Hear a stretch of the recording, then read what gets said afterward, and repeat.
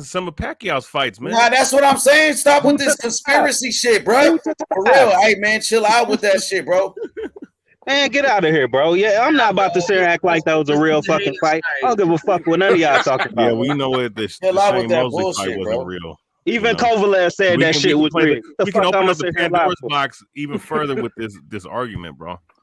Man, fuck that, bro. Y'all sounding like y'all softening up, nigga. Hell no. Canelo I just get don't this feel smoke. like. Look, at the end of the day, I look at Canelo and I look at the rest of the field, regardless of what's being said right now about Canelo and the criticism that he's taken. His resume is still better than 99.9% of everybody that's boxing today, and that's a fact. The only one that could be questionable is Usyk, maybe. But. Do the robberies. Let's tell the whole story. Yo, I understand. I know you don't like Canelo, but goddamn. Look, why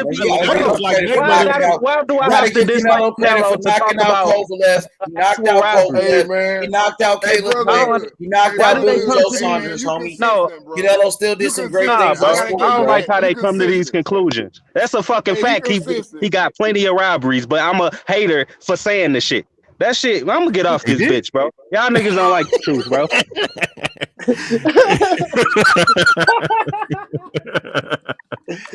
Oh, hey, brother, mind you, I'm not a fan of Canelo. I don't dislike him. You dig what I'm saying? I don't dislike him. I don't like him. I'm in between, and I'm gonna stay right there and just evaluate his career. Look, at the end of the day, were there questionable robberies? Hell yes, I believe so. With Lara and some other fights, yes. Did Canelo did some things that I don't like? Yes, and I criticize him. And he turned me into a non-fan of him. I was a fan, but I look at what he's done since 2019. I have to respect it. Why? Because he's more active. He's done more than everybody else has done in the last 2 or 3 years. I have to at least respect that. So, story. What do you think his next movement should be, man? Where do you think he should go with determine his career? Bring his ass down. He's short as shit, man. He's too short. Hell no. Go ahead, OD. Hell no. That motherfucker has to keep his fucking word. He has to fight Bivol to get his ass beat again. Fuck that. Fuck that shit, bro. Hell no. I want that motherfucker. He already said, I want to get my rematch. But get your ass back to the motherfucking gym. Work your shit out what you did wrong. Get your ass you back think you in can that beat gym that and learn how to motherfucker again? jab. Fuck it. Fuck that motherfucker again. Shit. Do you like Canelo OD or are you a hater of him? Nah, I'm just a fan. He like Canelo. He been fucking with Canelo, bro. Yeah, I like Canelo, bro. But I'm just a fan. He's a real ass Mexican. We don't go out like that. Nah, bro. I'm just a boxing fan, bro. I'm just a boxing fan, bro. I'm not no motherfucking fanboy here, bro. Fuck that shit. No, it's not about you being a fanboy. It just says beat. Nah, I like Canelo, bro. I like Canelo just for the sport. King Slaughter. Oh, not King Slayer. Oh shit, Slaughter. Yeah, fucking King Slaughter. Hey, real Mexicans stand on their word, fam. So Canelo Alvarez knows that he needs to be a man and stand on his word. He said he's gonna rematch the guy. Yeah, I know, bro. He needs to stand his word. So you he ain't gonna be no Mexican. He's gonna be a Mexican. A Mexican, huh? Oh, that's pretty mean. That's pretty mean, man. That Mexican can't beat Bivol. The real motherfucking Mexican right now, he's talking, and that's me. Nah, but we know that really Native Americans run boxing. Nah, man, everybody runs boxing. I don't give a fuck about this racial shit y'all trying to push, bro. Yeah, I'm fucking with you. Yeah, that shit is, bro. Come on, bro. Come on, bro. Stop with pushing that bullshit, bro. Hey, bro. Hey, we're gonna have a party next week because Jamel Charlo's gonna bring those belts here in Houston, baby. We're gonna have a party. We're gonna have a party so good. We're gonna have that bitch in Minute Maid Park, bro, where the Houston Nationals at. Everybody gonna be hating on us, bro. Fuck, man. He can't make no Them damn adjustments belts to beat don't man. end up in Argentina. Fuck that. Canelo Alvarez is pissed, man. They ain't gonna get shit on it. They ain't gonna go on to get shit on it. Lionel Messi winning a little bit shit. Fuck that. Canelo Alvarez is pissed, G. He's not gonna beat Bivol. He can't beat that man. Nah, Canelo. Can't do it. Nah, bro. Canelo, he fights that motherfucker again. He knows all Canelo's tricks. Hey, Canelo fights that motherfucker again, he gonna get raped, bro. What the fuck? Hell no, bro. Man, I The don't guy want has to see downloaded and Canelo. processed all the information Hey that Canelo man, Alvarez this does. month, I'm this honestly, month. I don't want to see Canelo fight Bivol again. It's just gonna be another ass Nah, whooping. story. Hell no, nah. He needs to keep a man in his fucking word. If he don't fight Bivol, bro, man, I'm gonna give that motherfucker a lot of shit. Yeah, man. I don't Well, what either if he historian, fights man, but he said Benavidez he wants it, next? man. He If said he he fight wants it. Benavidez, If he fight, fuck that. I want him I want to. to I see want to Triple. fight. I want to I see what want. does it. That guy that was in there with Bivol. Do you think that Canelo beats Triple give G? give a young blood a chance, bro. Shit, you know. What you think that Triple? You think that Canelo Alvarez that was in there with Bivol? You think that one beats Triple G that faced with Morata? What do you think? Who? Morata. Hell no. You think that Triple G No, beats no, that Canelo no. You Alvarez? know what? No. Man, Murata should be a. Canelo knocked the fuck out of old ass Triple G, bro. Don't, come on, man. That nigga 40 No, years old. That dog. nigga look Triple like G. shit. Man, I Triple G don't know look if like he'll knock shit, him bro. out, His but age he'll Still his already hard beat the though. showing. shit out of Canelo him. beat the His shit out that nigga. age Nobody already he showing, better bro. run that Man, shit fuck back that shit. with Bivol. Run that shit back with Bivol. You said you wanted that rematch. Don't back out of it now. You put the rematch clause in there. He don't Straight want up. it Hey, though. He bro. don't want Hey, no smoke. He doesn't want it. He don't want it, man. hey, bro. The guy Hey, don't why want it. y'all getting my birthday brotherhood pissed off, bro? Yo, I thought I blocked this faggot. You know what? He's chatting shit, man. Don't Let's chat go on no this shit, nigga blood. channel and troll his ass again. Smash man up in it. Let's see. What was I gonna say? Ruben Langford, you a fanboy. Yeah, Benavidez. Hey, Benavidez deserves a shot, man. He should get the shot, man. Yeah, Brotherhood. he deserves a shot, bro. But I want him to fight Bivol, bro. How many That's more what I L's do you want. think he will take, man, before his career's finished? Hey man, put Brotherhood back on. He entertainment, man. Nah, hell nah. He already said nah. Nah, put him I back want to on. see Man. That shit rematch. is. I think Canelo can win. He Hey, entertainment, we need. man. Hey, you know He is what? I need to hear entertainment. some. Here's what make my day today. Canelo Alvarez fanboys and Canelo Alvarez haters on the same panel, bro. Please, I want Canelo Alvarez fanboys, not fans, not fans and whatnot. Fanboys, fangirls, and I want You see, Canelo Alvarez haters, man, on the same panel, so I could buy some I don't know, some Hey, organic popcorn or some shit. I'm half and half historian. I'm half and half. I'm half hater and half fanboy. Well, wait, no. I'm an in betweener. No, I'm a legitimate in betweener, dog. Yeah, I'm like that too, bro. I'm like that too. We need some real haters. We need some real fanboys on here. I keep my same energy with all these fucking fighters, bro. I got my neck in every fucking fighter. I'll give up I'll give up my spot on the panel right now, just so one of these motherfuckers come on here, man, so I can listen to this shit. Y'all ready for hey the man, truth now? Hey, there goes one right there. yeah, let Brotherhood back up in here, man. You want to know one of my favorites, Floyd Mayweather quotes? What's that? Steroids. Fucking hell. Oh, but is there any proof that he took steroids, or is it just the meat? Fam, No, don't he ate some piece of meat that Canelo. makes him make him gain weight or something, man? You get me? Well, I've seen talking to me when you're putting needle in your arm and all that thing. That's what he You calls it. take Caruto, bro. Never That shit can clean, kill bro. you, bro. No, Caruto but will here's my fucking kill question. the shit out of it. Here's a Was clear. legitimate question I have, though. Here's a That's all. legitimate question I have, though. Most of this meat that we eat in America to begin with is shot up with steroids, man, if it ain't organic. Yep. So what's the you're difference right. between that and eating clenbuterol meat? It's more. We I can't afford ate it before. Hey, I ate it before. I ate that meat before, bro. Did you get strong?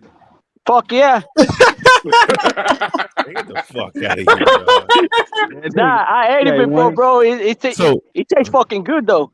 So wait, Hector Rivera says it's in all Mexican. So wait, so if I go and go get me some Paulo Asada or carne asada, you telling me You're gonna that be shit's strong in as there? fuck. Nah, they give it's more You know in the what? pastor, bro, and the You know why? pastor. Hey, as strong as I am now, I need more punching power, man. I want to knock somebody's head clean off their shoulders, nigga. Go eat it. Yeah, I need more punching power, man. Yeah, I need some of that horse punching power, man. I need more punching power, man. I need to get my knockout ratio up, man. Nah, hey, look, like my uncle, my godfather, bro, over there in Mexico, he got a shitload of booze, but he don't put Carbocho on his fucking on his booze. He buy all his shit here from the United States and take it over there. Hey, hey, brotherhood. If I pop dirty for eating Mexican meat, right, and that shit had steroids in it, would you call me a cheater? Cause I'm gonna eat. I'm gonna Of eat as course, much. fam. He's gonna. Yeah, of course, of Oh hell course, yeah, brotherhood would be of like this, course. bro. You're a cheater, man. You just a Unless, fucking bro, cheater. unless your lady was feeding you that day, you put that shit in your own mouth, bro.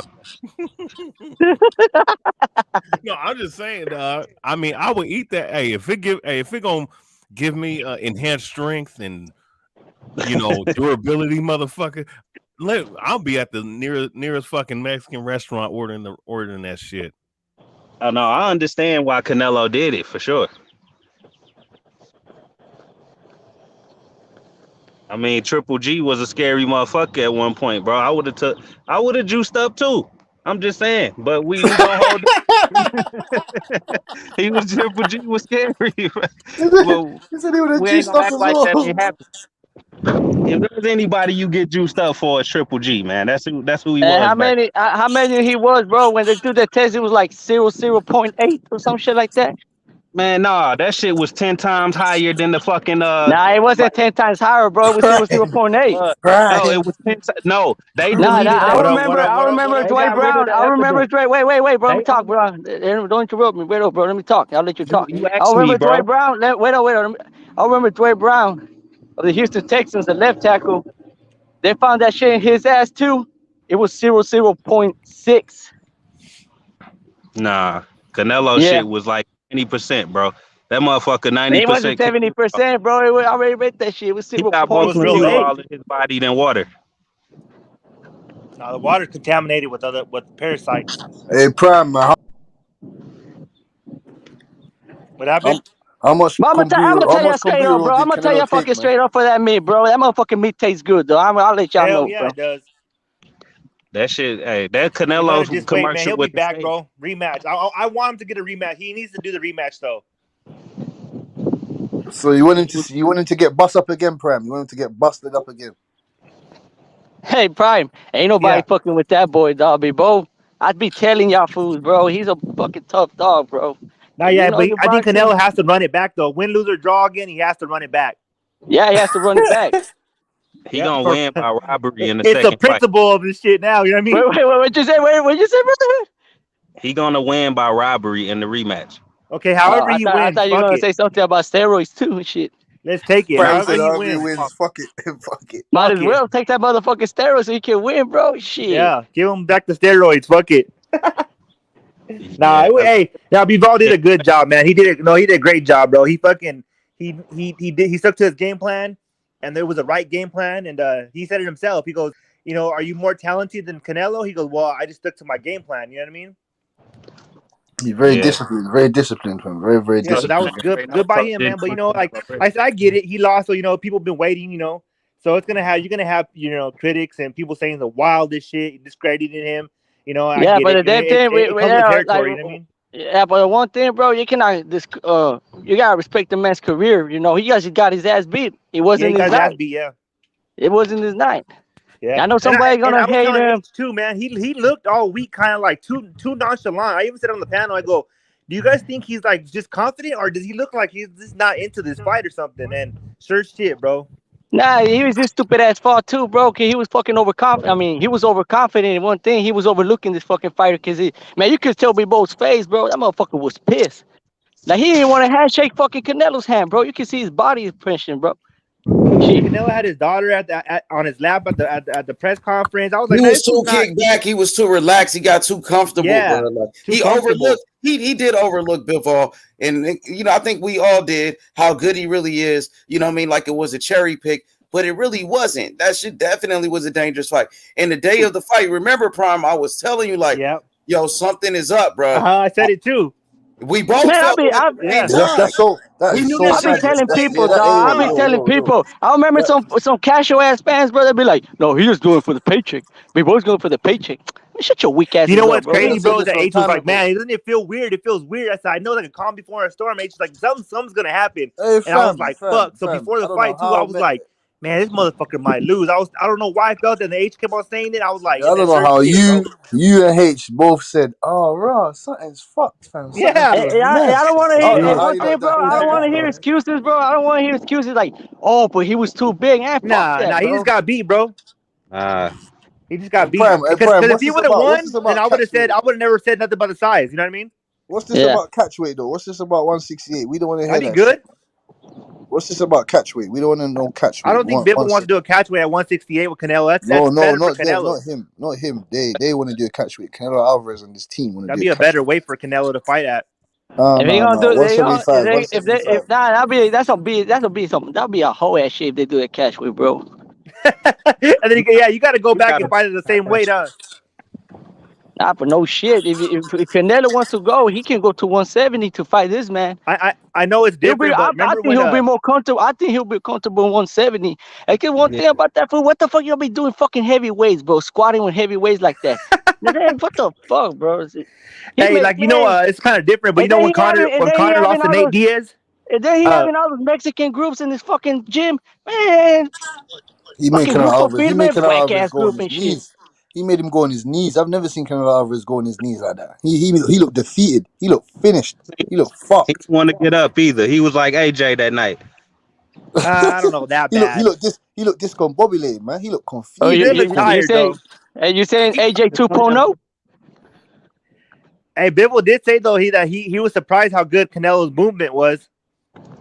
Yeah, that movement didn't save him from all those jabs to his forehead. His forehead was finished. Jab, that movement, his feet looked like they were stuck in sand. Hey, I've been hearing supposedly Navarrete is gonna fight Shakur Stevenson. Oh, that'd be a good one. Shakur Stevenson do the same shit he done to Oscar Valdez. Easy for Shakur, bro. Easy for I got Shakur all day. Yeah, Shakur's gonna win. He's gonna do the same shit that he done to Oscar Valdez. Next. No. Yes. Navarrete a different animal, bro. Navarrete ain't gonna beat him, bro. Nah. No. Who's Navarrete, man, I'll bet you $200. I'll bet you $200 that Navarrete will not land 100 punches on Shakur. Who has he knocked out at 130? Who has he knocked out at 130? When he knocks Shakur out, let's revisit that question. I said, he ain't gonna knock him out, bro. Navarrete, Shakur gonna beat that ass, bro. Fucked up Dog Bay twice.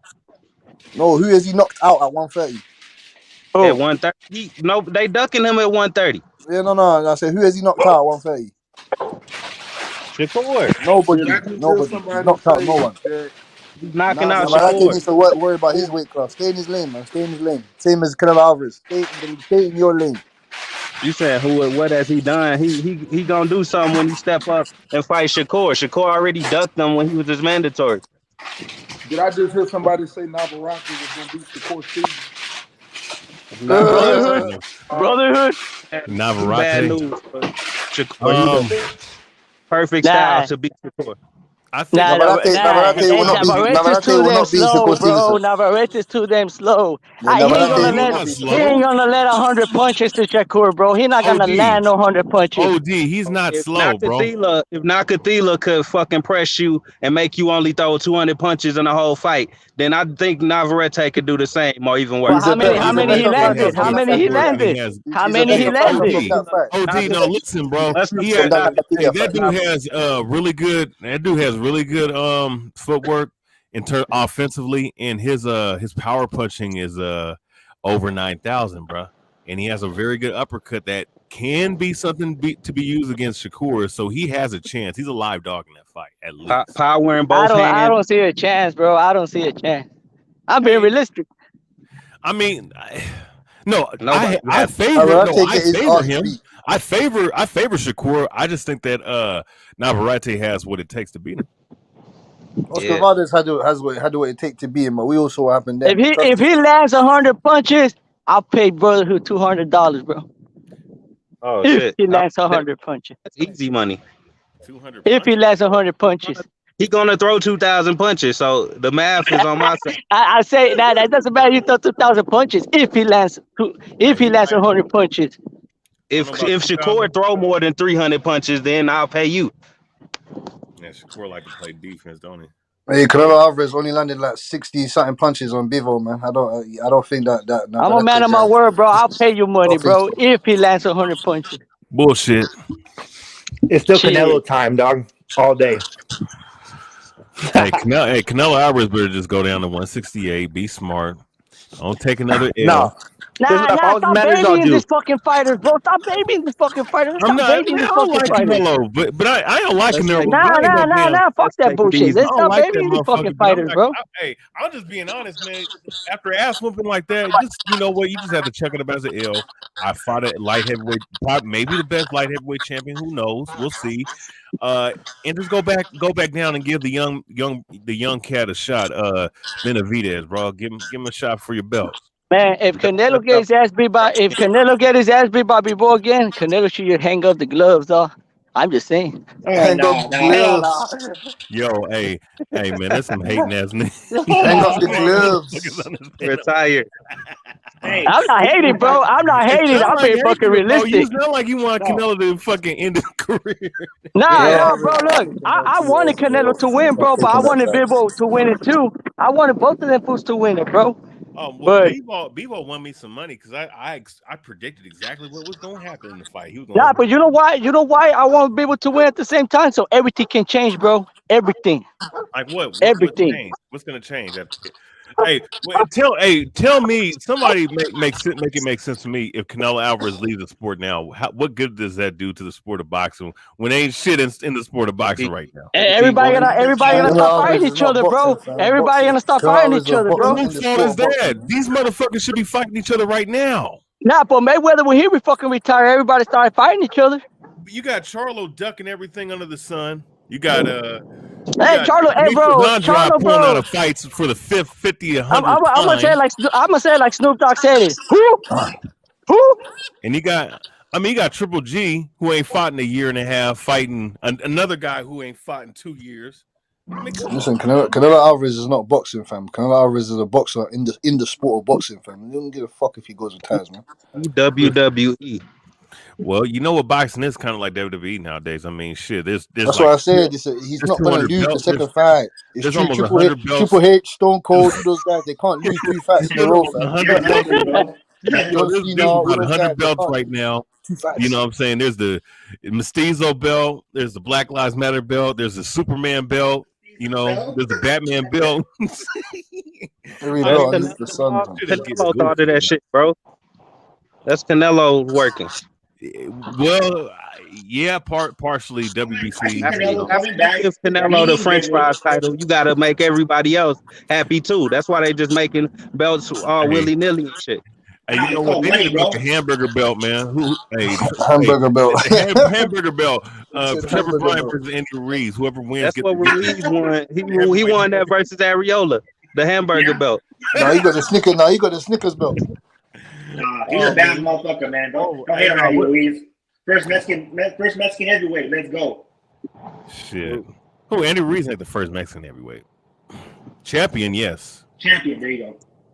But heavyweight champion. Hey, that motherfucker went up in there, man, fat as shit, bro. Like, this motherfucker was literally looking like fucking a morbidly obese boxer. And he went in there and he slayed Goliath. He smacked him up. He smacked up like Goliath. Smacked up Goliath. Smacked him. Hey, I ain't gonna lie. Canelo probably beat most of these guys, but that Bivol dude is something different, bro. He's like a fucking machine in that motherfucker, bro. Like Terminator, fam. Hey, you became a fan of Bivol, right? I mean, I always liked the Bivol. He's a good boxer. Yeah. I always liked the Bivol. He could always box. He always had skills. You did say that he could box. You said he had no power, but you did say But the ass whooping they gave to this man make you like, damn, these motherfuckers. Damn. Hey, but Prime, though, I told you it was gonna happen, my man. I told you it was gonna go down. When the third, fourth round, I was like, man, this is looking bad. Cause I knew Canelo couldn't hurt him. Like Canelo's used to getting people out of there later because he hits them, he damages them early, right? So to the body. Yeah. So 8, 9 rounds, they're done. And this time he couldn't do it. Hey, the way he had that guard and he was just blocking the punches, man, with his guard. Hey, salute to G Funky Boxing. The way he was blocking those nothing was getting through that guard barely, bro. The only thing that was getting through was the uppercut, but the body shots was not there. the overhand right, and it was kind of weird how he threw it because it wasn't an overhand right like that. It was more like it was kind of weird how he was throwing that shit, bro. Like sideways type shit, huh? Yeah, he was trying to throw it like Yeah. this. Like, what the fuck? Wait, what is this dude doing? I mean, like I said, no He excuse. looked like he didn't know what the fuck to do against that dude, man. Oh man, hey man, credit to Bivol, man. Like he's a master boxer. I honestly think they'll run it back, and I believe that the sport of boxing and Canelo will win the second fight with Bivol. Some way, somehow, they're gonna win it. Watch. If we know boxing, hey, Primetime, you might be the only person that think Canelo can win this rematch. Not even his own fans think he can win this fucking rematch. For real, like I'm serious. You might be the only person that think Canelo can win this fucking rematch. I'm gonna create a poll. I'm about to create a poll and let the people vote. Yeah. We'll see.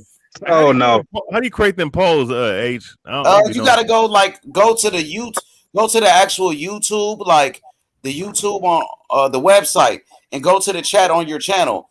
And it's like when you go to like type in a comment, they give you an option where it's like right by like the emoji sign. It's like it's something that says poll, and you can create it. But right where you type in like the comments right there, but you got to go to the YouTube chat. Yeah, I'm about to create the poll. Right. It's just bad because now, right? If he can't beat Bivol, then my narrative or how I feel his path should have been is gonna be stopped, right? Because now if he can't go against Bivol, then better be Usyk, all that's out the window like a motherfucker. You know what I mean? Hey, what did Canelo say in the club, bro? Nobody has balls what he can do. Yeah, he did say that. He said some shit like that. Yeah. Clenbuterol. No, I'm just fucking with you. Yeah, come on. Clenbuterol. No, hey, no, man. Hey, brotherhood is funny as shit. Clenbuterol Alvarez. I mean, shit, man. Look, you know, I'm trying to understand, like, when you're boxing against someone who has a very good jab, an elite jab, mind you, not just a good jab, an elite jab. Like a good jab is Errol Spence, Terrence Crawford. Bivol has one of the best jabs in the sport of boxing, elite. Yeah, he does. Right behind Charlo. Nah, hell no. Charlo, he has a good jab. He just He's not the only person I see dropping people with it though. No, he got a stiff jab. Hey, Virgil does it. Virgil with a power jab. But as far as working combinations and utilizing the variations of a jab, I think that Bivol has the most well-rounded jab of everybody. Hey, you know who's doing okay in his jab? Doing okay. Jaime Munguia. Okay. I'm not gonna say. He's getting better. He got a lot of work though. He got a lot of work. Nah, he got better, bro. He got better. His defense is okay, but I'm not gonna be like, oh, look at his defense. It's okay, but the man still got more work to do. It's a good thing he went with Eric Morales, bro, because Eric Morales was a fucking good technician, bro. Balor's still asleep. He moved his head a little bit in that Rosado fight too. He did move his head.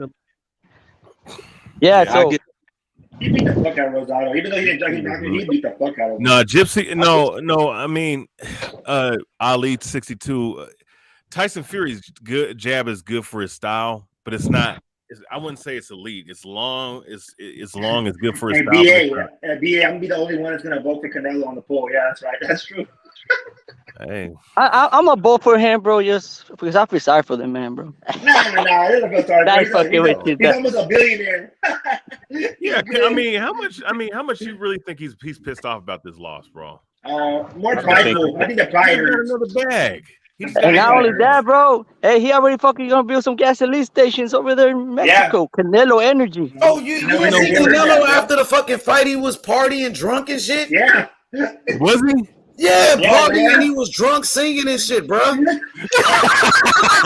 Hey, now he better hang it up. Let that man live, man. He done with boxing, bro. No. That's what man doesn't understand. No. He's not done yet. No. That's what I don't understand. What the fuck are you doing in the club after you just got your forehead pounded? Hey, it's just one night, bro. No, why are you in the fucking club? What the fuck? It doesn't make any sense. He's probably pussy whip, bro. He's probably pussy whip. I've never seen him do that type of shit. I've never Maybe seen him he do was it. celebrating That this and he that's his got career. psychologically destroyed. He got psychologically destroyed. Canelo said, "You know, I beat that boy." You did.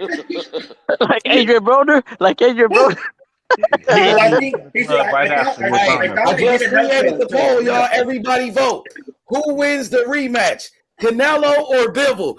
Dang, everybody You know voted what? 80% for Let me Bivol. go I just ahead and created you know it. what? Let me go ahead and vote Canelo. You know why? Because Canelo ain't got a shit chance in the world. So he needs a vote. No. Fuck that. I'm picking Bivol. I said it's 75-25 already. Like he ain't getting no vote, man. He's done, man. He's finished. He ain't winning. The worst thing is even he knows he can't beat that man. That's what's so funny. That's what's It's so gonna be a funny. big fight. He knows he Hey, can't you beat know him. what? Hey, at this point, he need to go ahead and give my man Benavidez a shot at the title, and just do that, bro. I think Hey, I'm people. I think. gonna catch you guys later, dog. I got to babysit my daughter. Shit. Oh yeah, do Maybe your to my thing, daughter. Oh, bro. I'll Dizzle. be safe, bro. Salute Oh, to you and your Dizzle. All right. daughter, bro. All right. Babysit. You mean raise her? Daughter. That's gangster. He's a Hey, G. babysit your daughter. What the fuck? He's a G. I like this fool. He did it. It's a job for him. 8 to 4. Hey, Jimmy, I see you backstage. Jimmy, you got to connect your device, brother. I see you backstage, Jimmy. Your device is not connected. But 24 votes, 81% so far saying Bivol, only 19%. 19% for Canelo, bro. That's high because that's still, yeah. Nah, you know what? There's probably He better stay away from that. I ain't gonna lie. Like, you looking at this like they saying he don't have no chance in But hell, you know bro. what it is that Hey, people love Canelo, bro. okay. Regardless. You want to see him fight Bivol again, right? Well, He said he want to fight Bivol again, bro. That's what he said. Yeah. Before you won the fight. What he said? He was like you said. He was drunk, bro. Before you won the fight. What you talking about? After the fight, he was partying. He at was the drunk. same time. Hey, we know Before what you he probably you know has. what it was, H? He went to the fight drunk, bro. That's what it was, bro. I think he was drunk at the fight. Too much tequila, fam. Too much tequila. Hey, he probably was. He was gassing out in the second round, bro. Too much Hey, let me nachos. add that to the excuse list. There's another excuse. He was drunk during the fight. Gotcha. Too much Hey, no, you know what? tequilas. Hey, some of them old school fighters were coming in drunk, man, fighting 15 rounders, bro. So Too much tequila. Spence B. Porter drunk, so no excuses. Guess what? Roberto Duran came in there on What's up, something, Shelton? drunk, high, some shit. I'm watching Eugene Cyclone Hart versus Benny Briscoe. Oh yeah, that was a hell of a fight, man. H Money, we got another excuse in the comments. Hey, D, we can't show no footage, D. Don't show no footage, D. Oh shit, Add was he this showing to up? your excuse list, H. That's an old fight. Hey D, you hear what I'm watching? What's that? I'm watching Eugene Cyclone Hart versus Benny Briscoe. Who? Eugene Cyclone Hart. He beat Hagler once. Benny Briscoe, he beat Hagler twice. All right, okay. I remember the Hart guy. The Hart name. When were they fighting?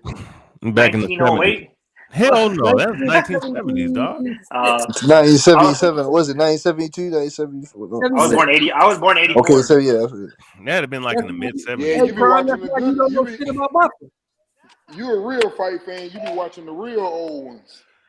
Go back and watch them. I'm gonna get studious on this shit. Get knowledgeable. Hey, you know what? I'm gonna buy the library for what's his name, Sam Langford, and re-upload that shit on YouTube, bro.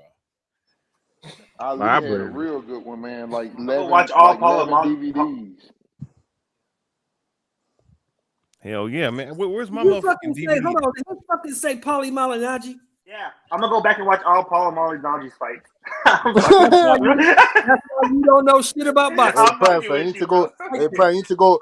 Prime, you need to go watch Bivol against Craig Richards, Sally Moff, That one, bro. That's my call. I think I seen the Chelemba. Craig Richards one, bro, and I was like, oh yeah, Canelo's gonna watch this fool.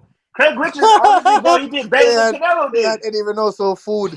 They asked Bivol, "Did you fight like that by purpose?" He said, Hey "What yo, are you talking about?" hey man, Canelo Alvarez probably living it up right now, bro. He probably hey, you know what? He probably ate some damn clenbuterol meat after the fight, bro. Said, fuck this shit. Give me 10 pounds. This is what y'all not tripping on. The motherfucker just made $50 million, man. I mean, he's almost a billionaire. He has gas stations now too. He has like I think like $1 million for that ass whooping he took. I'll take an ass whooping for a tenth of that. You know what? Hey, Sheldon, you Nigga know ass what? whooping for fucking 100 bags. You know what? The You know what fuck? hey, Sheldon, you know what you could do? Take all that damn money, go down there to Colombia, man, where the currency is what $32 every fucking US dollar or 32 pesos or whatever, and live it up down there, man. You know what I'm saying? And buy up all That the money land. is worth like $200 million, bro. He can do whatever the fuck he wants. Hey, no, even Need more. money. I was looking it up. I'm telling you, he's winning cahoots with some Mexican, like a billionaire in Mexico. They're gonna have like over 100 gas stations, bro. So, Oh shit. yeah, bro. Yeah, He's in the oil now. He about to He's that be Valero a shit, right? multi-billionaire, bro. Yeah, bro. He's gonna be a multi-billionaire, bro. After this deal goes through and all that, it's gonna be a wrap. That's why he might not. He might be like, "Fuck it, huh?" I mean, I don't know. I guess. Well, I think ain't no fucking Cassidy. Ain't no fucking prime time. He said he want the rematch.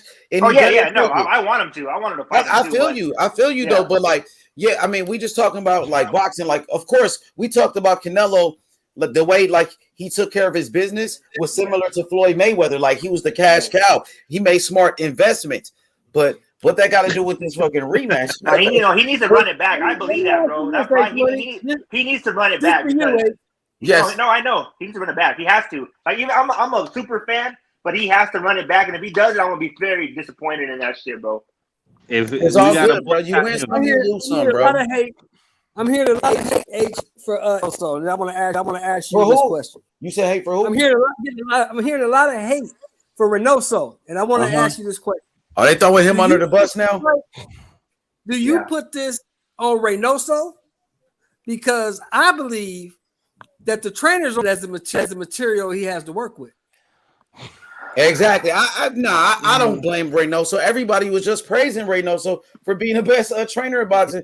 And that was the trainer of the year? Yeah, trainer of the year, all of that. Everybody wanted to go work with Eddie Reynoso just a couple days ago. But now all of a sudden, since Canelo lose, I'm not gonna throw him under the bus. No, bro. Hey, see how fast he's on a 3-fight losing streak. Martinez lost to Chocolatito. Look who Martinez fought though. Look at who fighters was fighting. Look who they were fighting. Shakur, Canelo. Let's try to get Shakur, who's one of the best. Bivol Canelo lost to Bivol, who's still one of the best. You know what I mean? No doubt about it. 2 weight classes, bro. And Chocolatito is a walking, talking Hall of Famer. Yeah, that's why I'm not gonna throw Reynoso under the bus. I think Reynoso's a great trainer, bro. I ain't gonna do that. I wouldn't necessarily throw him under the bus, you know, but I don't know. I mean, I'm not. My thing is, are they gonna say is he overrated? I think they need to. I think they need to switch up some shit in the gym. But I mean, I'm gonna tell you the truth, BH. What's up? Who I think is overrated is that goddamn fighter. Yeah, I think that fighter. There we go. Now we on track. Which fighter? Goddamn, both of them, Valdez and Canelo. They both overrated. Damn. They both fucking overrated. You could be pound for pound number one and be overrated. Fuck, I guess. Because maybe they overhyped Canelo a little bit, but Canelo still. Hey, Shelton, I see what you're saying, but Canelo still accomplished some great things, bro, and we can never take that away from him. No, don't get it twisted. I would never take any of his accomplishments away. He did that. I agree with Shelton, though. Cleaned out a whole division of fighters in 11 months. You can't take that away from him. He did. But look how fast you go from pound king to pound fiend, man. What I'm saying is, God damn. What I'm saying is, the dude fought guys, and I told H this, and me and H butted heads on this shit for about a month. I told H he fought guys and he won belts, but them guys wasn't that fucking good. None of them guys was that fucking good. He ran to a guy on Saturday that was fucking good, and you see what happened to him. Hey, Shelton, you did say that. I think it's like the levels. I think it's the levels, and that's the reason why I agree with him, because I think that there's levels to the boxing game, and you can't be the pound for pound fighter, and then you get in there and you fighting someone and you say, "Oh man, all he wanted to do is jab and run all night." It don't matter. What you think when Floyd get in there? You know, when he gets in there, he can't just sit up and say, "Oh, I'm not gonna fight nobody that brawls." He has to take it. You got to take it the way it comes. When you fighting pound for pound, you got to take it how it comes. And it's proven that they struggle with a person who knows how to throw that jab out there and keep it out there and just peck with it and shoot shots. That's why I sent that little video for y'all to look at Laura. Laura picked him apart worse than anybody, really, and didn't get the credit for it. He struggles with people that keep that jab on him and just pop him just every now and then pop him and keep moving. He doesn't like that. And that's just a proven. It goes over and over. It ain't got nothing to do with no damn weight, because if they fight at 168, he's going to lose again. Yeah, but I still think Canelo was of course, he's still a great fighter. He just went, he got beat. He just got beat. That's what I think. Here's the thing. Why do we do this? I'm like brotherhood now. Why the hell do we sit up, for example, because someone win a whole bunch of damn fights, we say they great? Some of these fighters ain't fighting no motherfucking body. Y'all will sit up and say, for example, like brotherhood say, Boots ain't fought nobody. He ain't fought nobody. But see, y'all get mad when they say David Morales ain't fought nobody. Why you fighting him? See, it's amazing how we throw that around when we want to throw it around and not on everybody. If you're going to fight and you're going to be the boxing king, you trying to be an all-time great, guess what? That's what the all-time greats do. They go take the belts. They do what they do. They lose. They run it back to let them know, hey, that was just one day. I'll come back with a different game plan. I'll figure it out.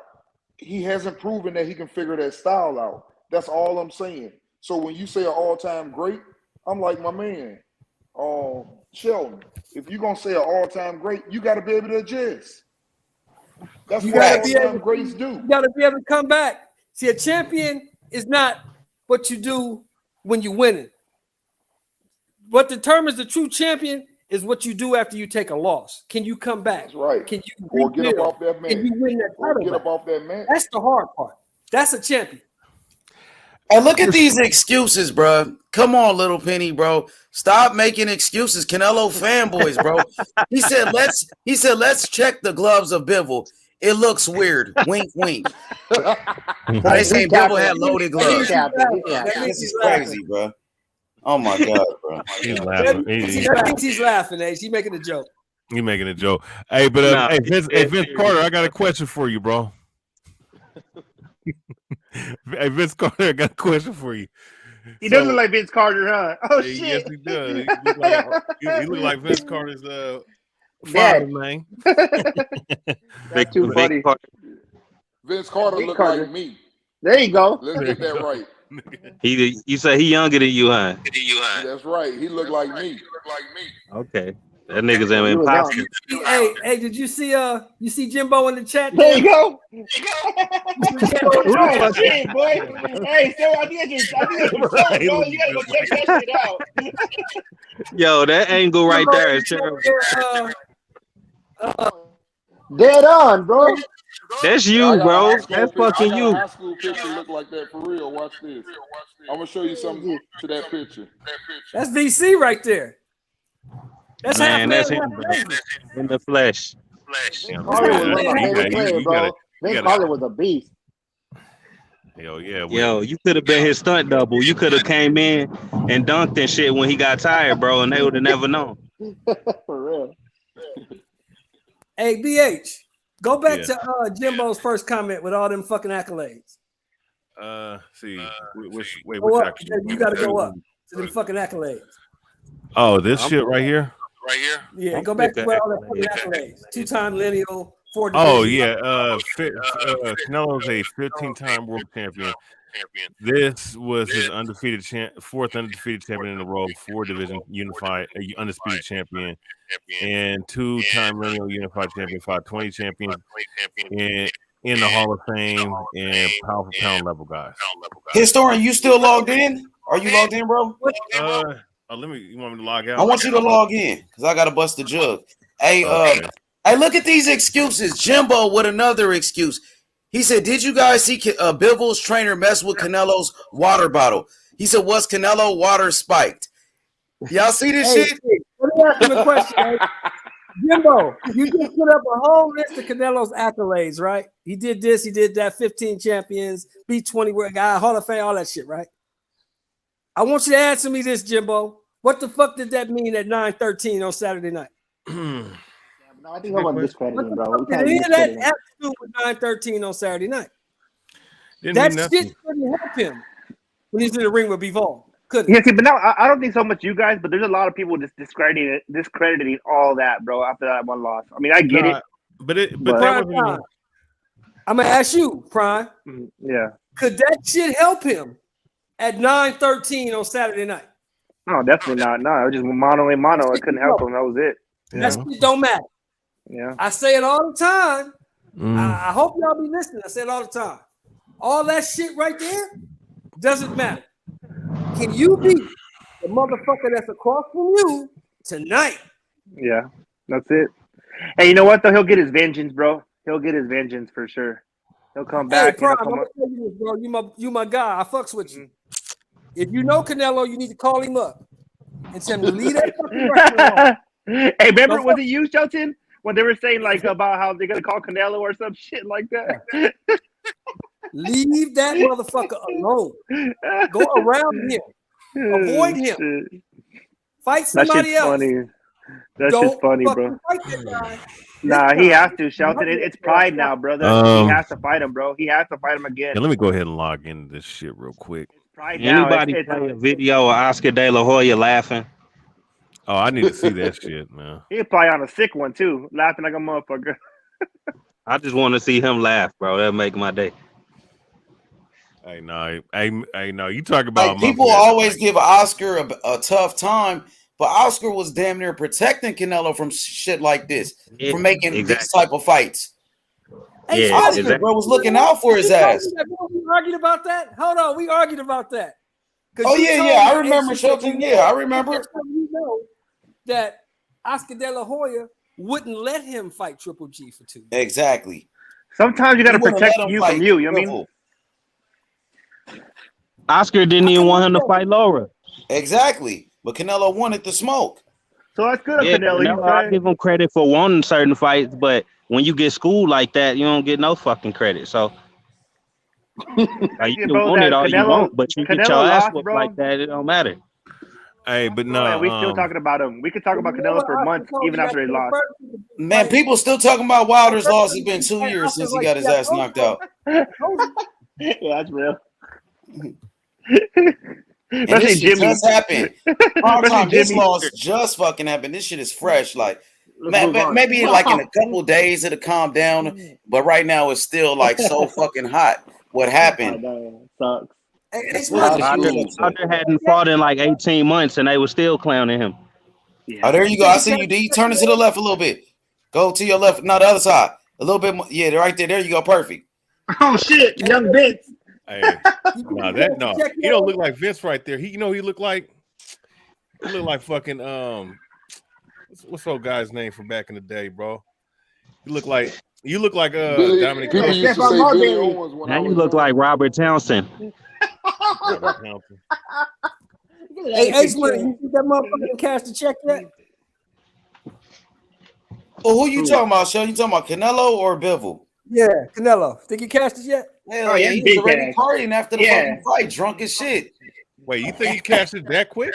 Bro, it's been cash. Hey, Canelo really don't give a fuck, to be honest. The way he was partying after that fight, he don't give a fuck, bro. Canelo a money fighter.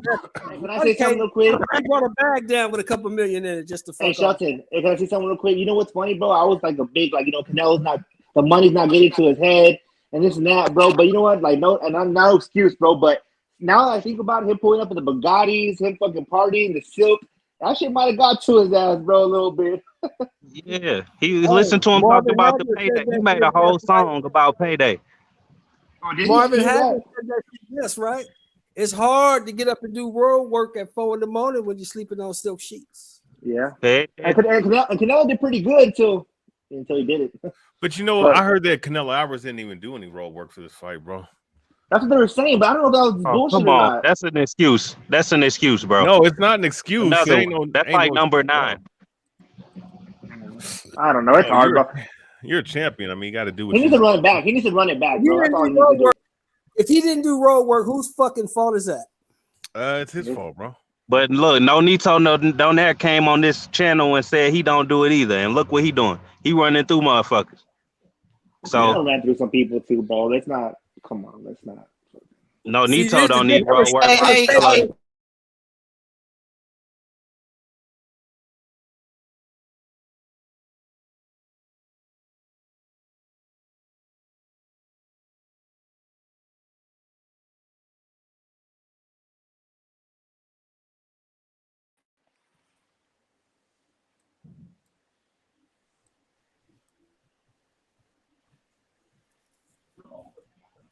Yo, what Did you the hear hell? me, BH? Yo, you hear me, BH? What the hell just happened? Yeah, I don't know. Everybody looked like they went out and came back in. No, The internet went out. What did you just say? I said the difference between Canelo Alvarez and Nonito Donaire is this. Nonito Donaire is a special fighter. Canelo Alvarez is not that. You're not saying. Wait, you're saying Nonito Donaire is a special fighter. He is special. Hell yeah, to be 40 years old, still whooping ass, knocking out undefeated fighters and champions. Canelo's? He was former like top 2. He was in the top 2 pound for pound at one point. Wait, but and I said it a long time ago, and I'm gonna say it again. Canelo Alvarez is not that. Well then, I'm gonna tell you, hey Sheldon Moore, I'm gonna tell you something right now. If Canelo ain't special, then 99.9% of the guys that's fighting today are not special. What? We've already established fighters that look better than Canelo in the ring, bro. No, Canelo has a better resume than all our favorite. It's basic as fuck. It's nothing we never seen. Chocolatito, he's special, right? Huh? Yeah. Chocolatito's special, right? Of course he's special. Chocolatito's special. Usyk is special. Usyk, Crawford is special. Okay. Rest of these dudes, not so much. Okay, Donaire. I agree with that. I got you. Yeah. Shakur too. I think the rest of these guys. Shakur special.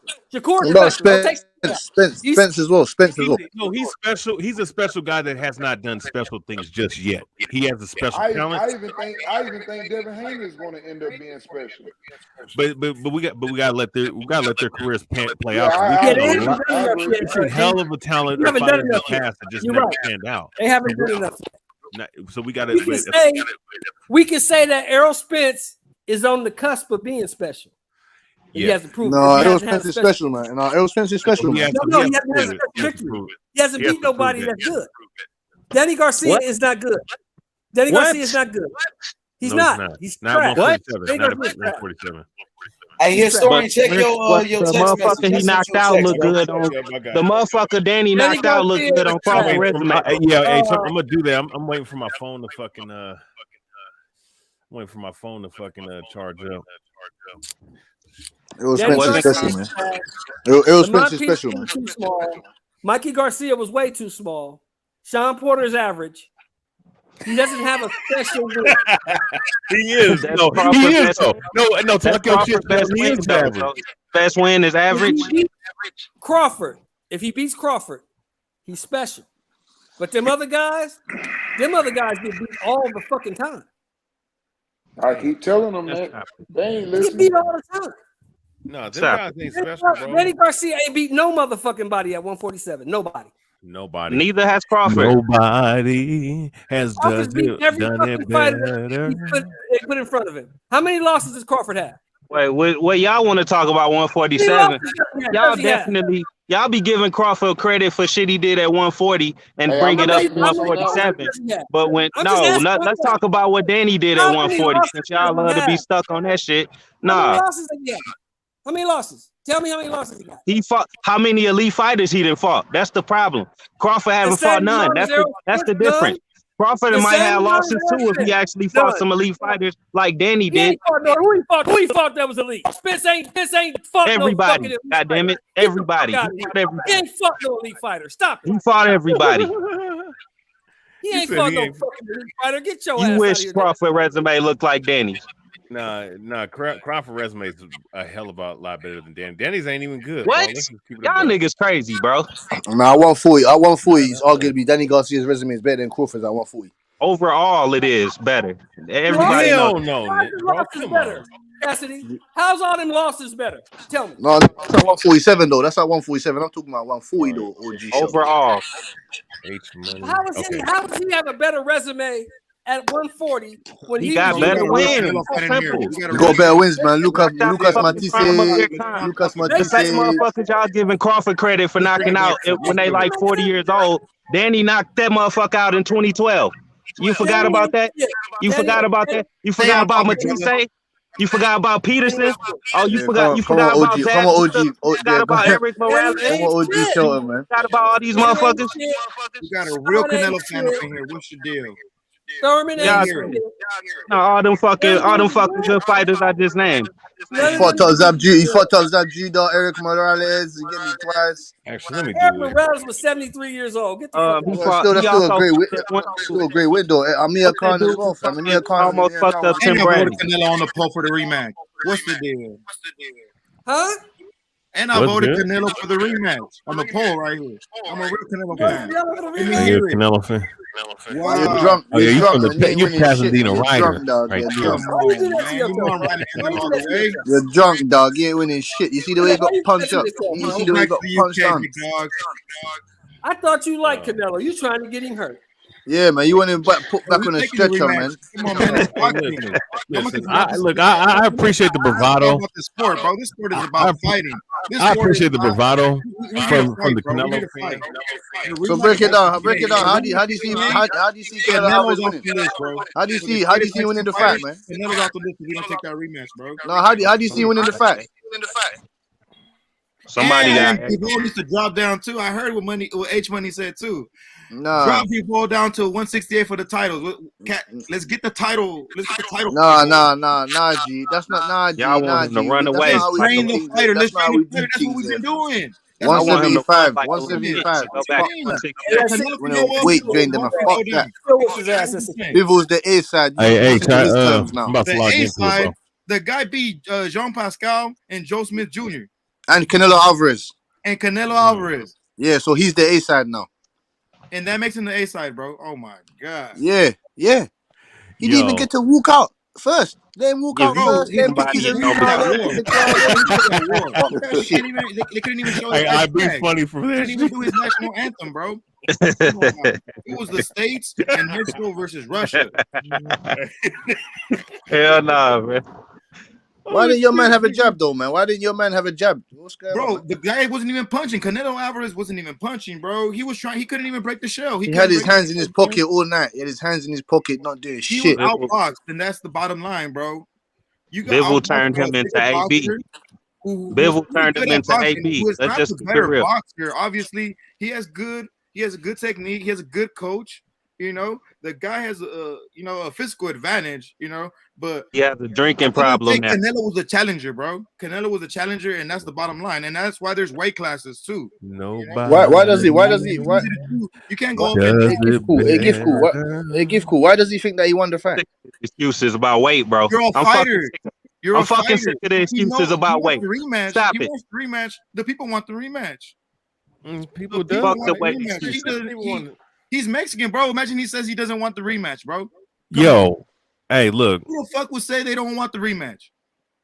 a smart guy that understood that he had no Smart business guy? being Are in the you fucking ring. serious? A smart guy would say he don't want the rematch. A smart guy, not a fighter, right? A fighter wouldn't say that, right? A smart, no, you got to understand. Floyd You got. Floyd Mayweather Alvarez is a would be like, "Oh, I don't businessman. want He's a the rematch." businessman now. I Canelo love the Alvarez is a bravado from businessman fellow now. fans, but Come you on, got to man. Canelo Alvarez is a understand that Canelo businessman now, fans. man. You can't, Right now on bro. this channel, bro. I swear to God, one Oh my loss, Canelo, bro. fucking It's a fire. real Canelo loss. Alvarez is a Boxing, Two businessman. bro. losses. 3 Boxing, losses, Four. man. boxing is Two losing, losses, bro. More bro. like Two You four. losses. guys More talk like about four. you can lose and continue to have a great career, just like you guys said. Nonito Donaire, the guy was No, a you bum can't. after he lost to a few fighters that I know, and now he wins one fight and he's back on top. You know, he has another good fight.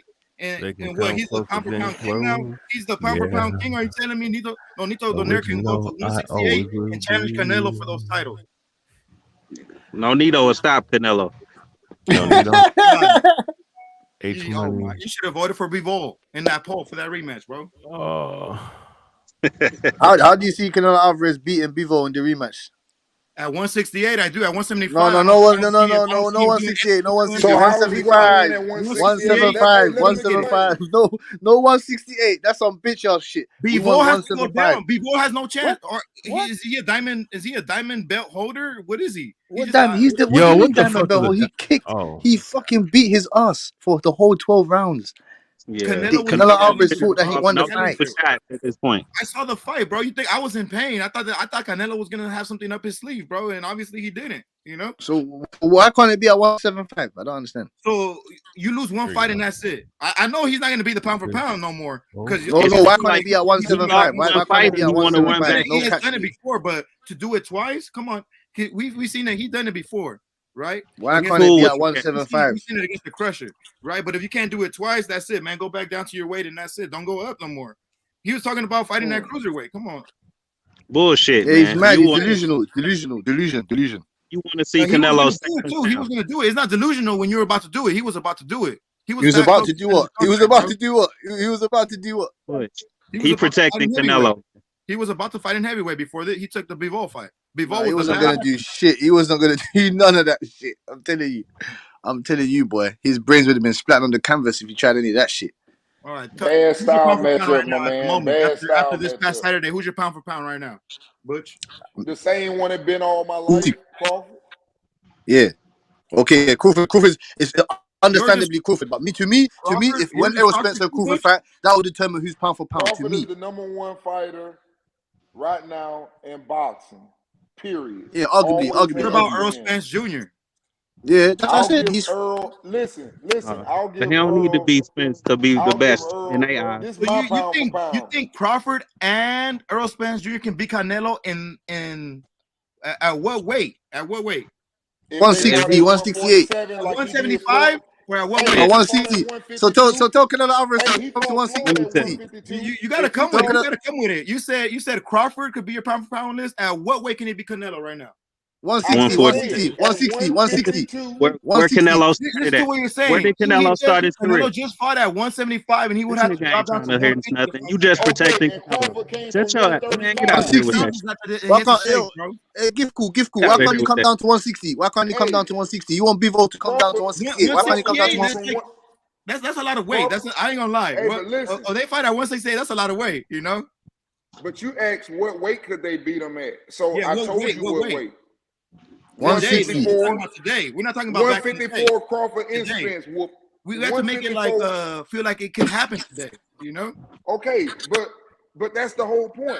He got some unfinished business. He got to do at 160 and 168. Hey, Triple G's upset right now. His fight is gone. Triple G's fight is gone. I'll tell you that. How? But hey, it wasn't Canelo is in a 3-fight deal, bro. How is it going? No, his fight. Not only is it not good, he has to take. He has a rematch clause. His fight is so guaranteed. What? That don't mean he got. Triple G got a guaranteed fight because the way that boy beat his ass, he ain't finna fuck with nobody. Yeah, Eddie Hearn said that the rematch clause is only guaranteed if the numbers do well. That's what he said. So now you think Triple G can get Canelo then? No, Eddie Hearn said that there's only a rematch clause if the numbers do well. I think he gonna fight Triple G. That's the only motherfucker he gonna beat. And he better not go back to 168 and fuck with Benavidez or Andrade, and he better not go to 160 and fuck with them Charlos. So yeah, give cool. That's the only motherfucking place to go. There's nowhere else to go. That's why he got drunk after the fight. That shit is over. I'm not gonna lie. He should have fought Benavidez. He should have fought Charlo, and he should have fought Andrade.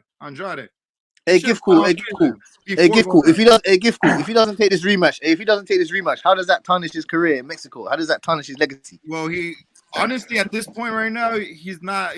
They were already saying, "Oh, he's the greatest Mexican ever," right? Yeah. Nah, mate. Nah. He's far from that. He's far from that. Hey, from what I'm hearing, so basically, throw a punch. Canelo can't beat nobody now, right? Like he was like last Saturday. Truth was saying that he can't beat Charlos, he can't beat Benavidez. No, he can beat everybody. He's got a chance to beat everyone except for fucking Bivol. Except for Bivol and Better Beef. Crawford and he can beat Spence, bro. That's top five. Well, they were just saying that he couldn't beat none of them guys. Contenders that he can beat. No, that is Canelo not. Can beat all 5 of those fighters, bro. He can't. Nowhere to go. Yo, he had nowhere to go. Whatever weight class, too, Wait a minute. under 170. I did not say that he could not beat nobody. The point, what I'm trying to say is, he's already beaten everybody. There's no one else to fight but the dudes that he wouldn't fight. And all of those are fighters with a good jab and that can move. That's what I said. I did not say he couldn't beat nobody. Andrade doesn't really have a good jab, though. What? Yeah, his jab is overrated as fuck. Who I said, the people who I said that can box and move, I said the Charlo has a good strong jab. Andrade, a good strong jab. Even Benavidez, even though he likes to fight rough and he's big, he's a damn problem. That's all I'm saying. Oh, he's a problem. I'm saying that he doesn't have anywhere else to go but fight these type of dudes. That's all I'm saying. Yeah. I'm not talking down on him. He's still a good fighter. But the fight that he have to make now, most of those guys have a style he's not Mexico's king either. I'll tell you that too. Oh no, definitely not. That's why I was telling them guys. All these guys keep giving him excuses about he went to 175. All of those guys y'all talk about on the great list, you better go look at how big the fucking people were that they fought and where they came from. Stop just looking at where they finished at. Find out where they came from. Find out where the fuck Pacquiao. It's a reason why we call Pacquiao great. Little, yeah, for sure. We don't just throw that great word around. Don't just throw that word around. Y'all throw Pacquiao's it around. You feel me? Pacquiao will really hit you with 22 straight ones. You feel me? Like Pacquiao did go 9-9. I think we can't Pacquiao throw that just woke up like that, man. It ain't too many people like that. I mean, all right. Since we're bringing up Pacquiao too, what about his last loss to Ugas then? How does that difference, differentiate? For me, I want to say he was old, man. He was old, man. Well, the thing is, Pacquiao. Canelo's still young. Canelo's still young. And he got walked down. Canelo is the same energy, right? I mean, you got to keep the same energy. There's no excuses. He got in there. He fought. No excuses, bro. You lost. Yeah, he got in there and fought. He lost. I mean, like anything else. And we cannot blame the coach, bro. The coach has gone up against fucking three of the top fighters, in the last 3 fights, bro. Keep me G. Not Bivol. Bivol is not really, Bivol ain't really. He just won against Canelo, bro. That put him on the map right there. Bivol ain't really what he is, bro. Trust me about that. You know what I mean? He beat Canelo. Styles, man. But it was just one of those nights. It was just one of those nights, bro.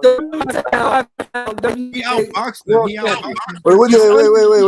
Wait. Gifko, what do you mean he's not where he is? What do you mean by that? What do you mean?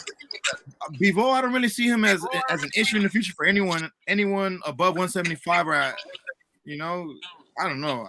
Bivol, I don't even know. No, break that down, man. Break it down properly. Break it down properly, please.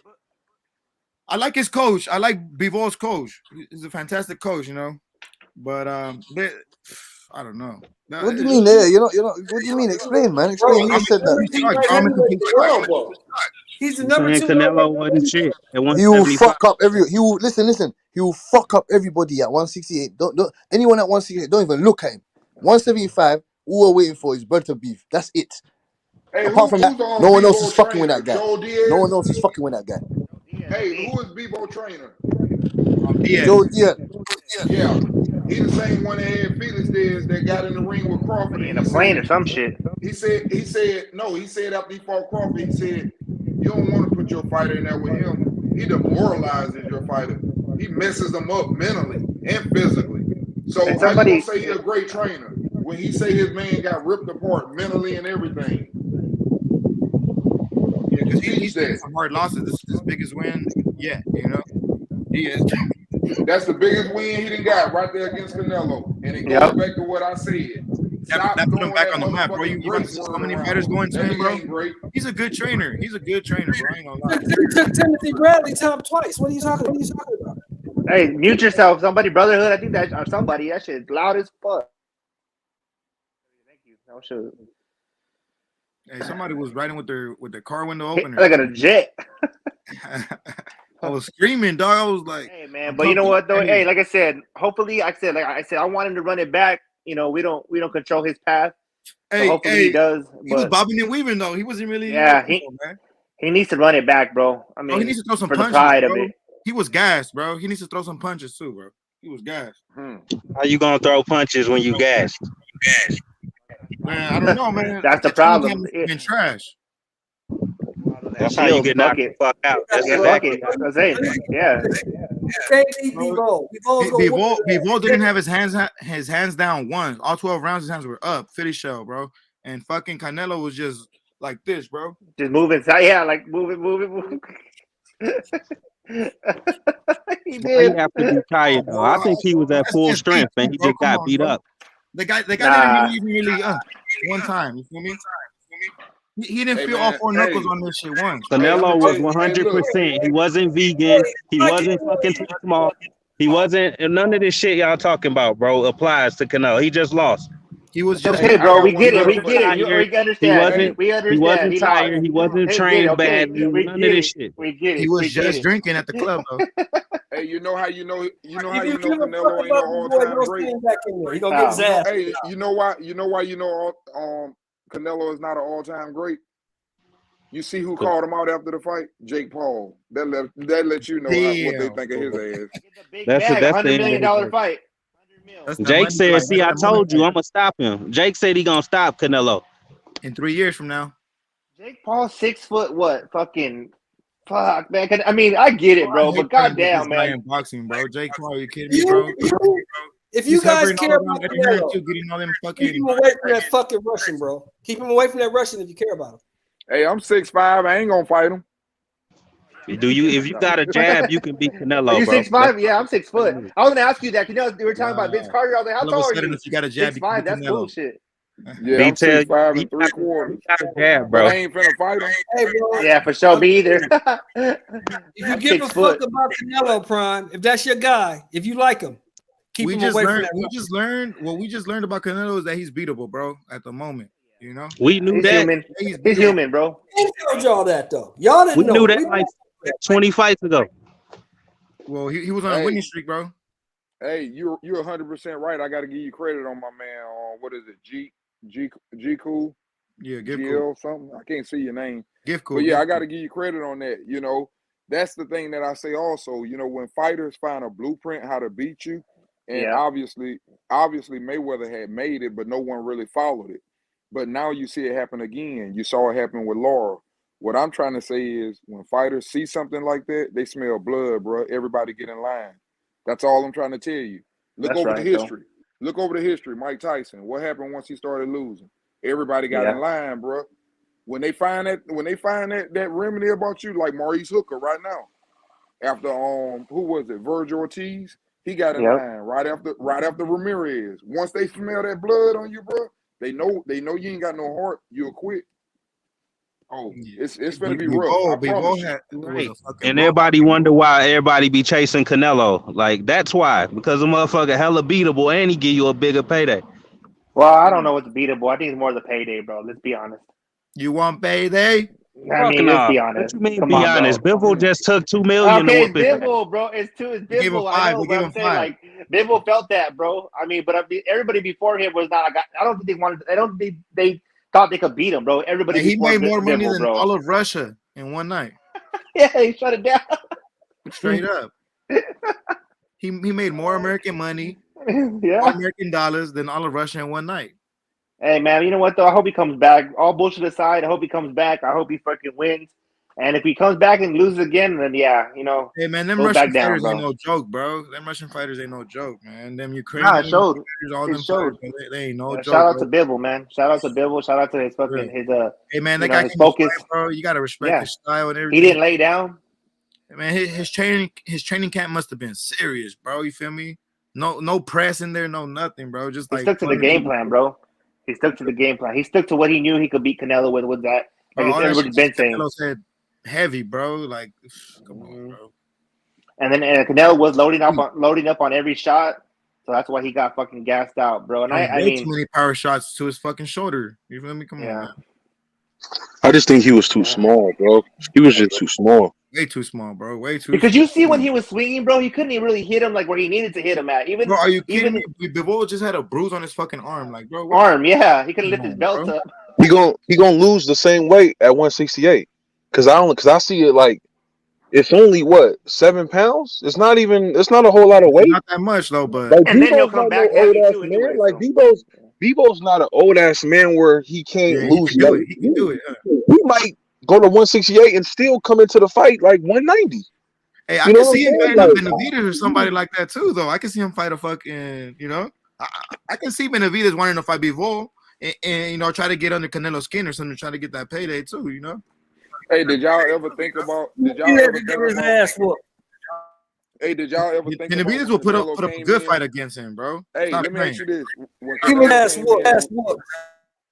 when he came in at 175, he looked pretty good to me. So, what y'all saying that about Benavidez how is a real beast, bro. Bivol can go down, I'm just gonna ask you this: if he came in and he looked pretty Surdo normal Ramirez at too will put him out, 175, bro. I got my boy Surdo on him.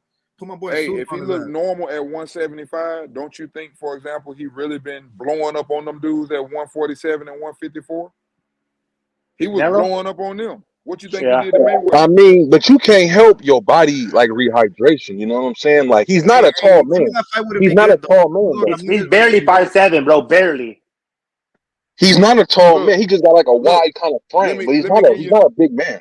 Hey, do you No, guys he's know not. who Surdo Ramirez is? He's not. But you know what? Hey, Sheldon. You know what? He's not a big man. But I'm gonna give you an example. You think I want to fight Tank Davis at 126? He ain't no big man either. Yeah, but at 6'5", I'm 6 foot. I'll kick Tank in the head. Fuck this shit. Yeah.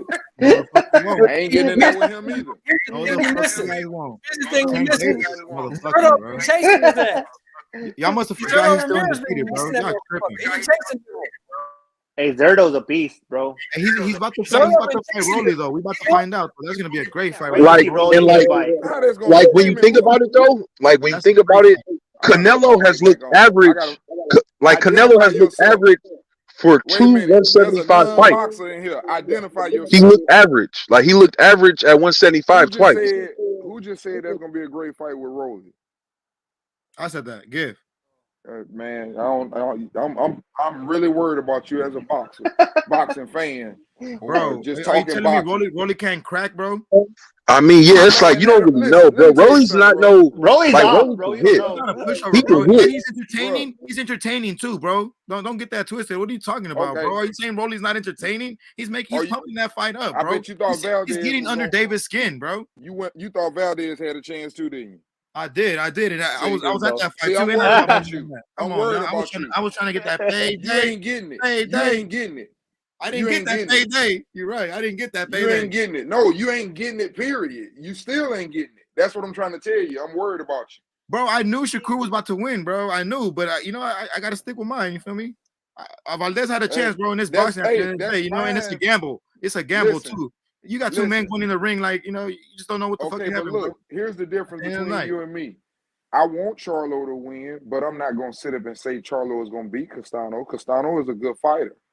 I don't sit up and go bet just because he a black African American. I'm not going to do that because I see what's going on with both fighters. So I want leave my Castano heart to out put up a of good it. fight against him because I go for Latin American fighters, and he's Argentinian, and I don't like Argentinians. You know? Yeah, likewise. Hey, bro, you're Mexican. That's why we're Mexican. We have beef with them. But I want him to go up and put up a good fight against a black African American fighter who's on his way to the top. I want him to put some, to put some pressure on him because it ain't that easy, bro. Sometimes they be putting bums in front of fighters, and then they be making them seem like like Canelo. You feel me? Like Canelo's been fighting bums. I ain't gonna lie. That Yildirim fight.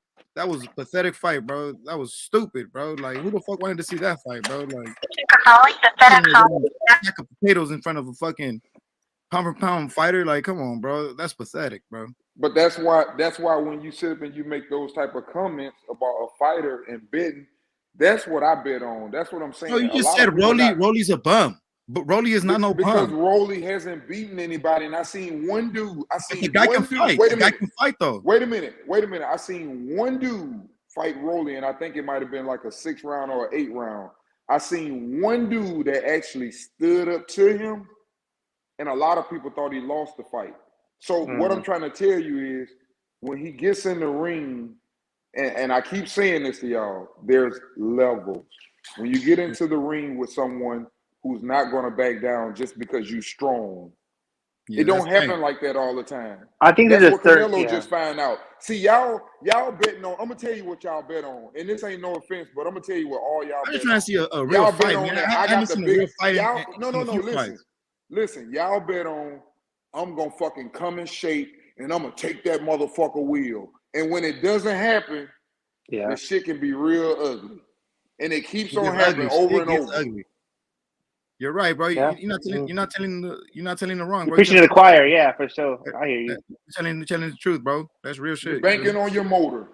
Yeah, it's weird. Yeah, you know, sometimes you try to make it seem what it is, but it ain't. You know what I mean? The reality is there. You know, at the end of the night, you gotta respect me, and that's the truth, bro.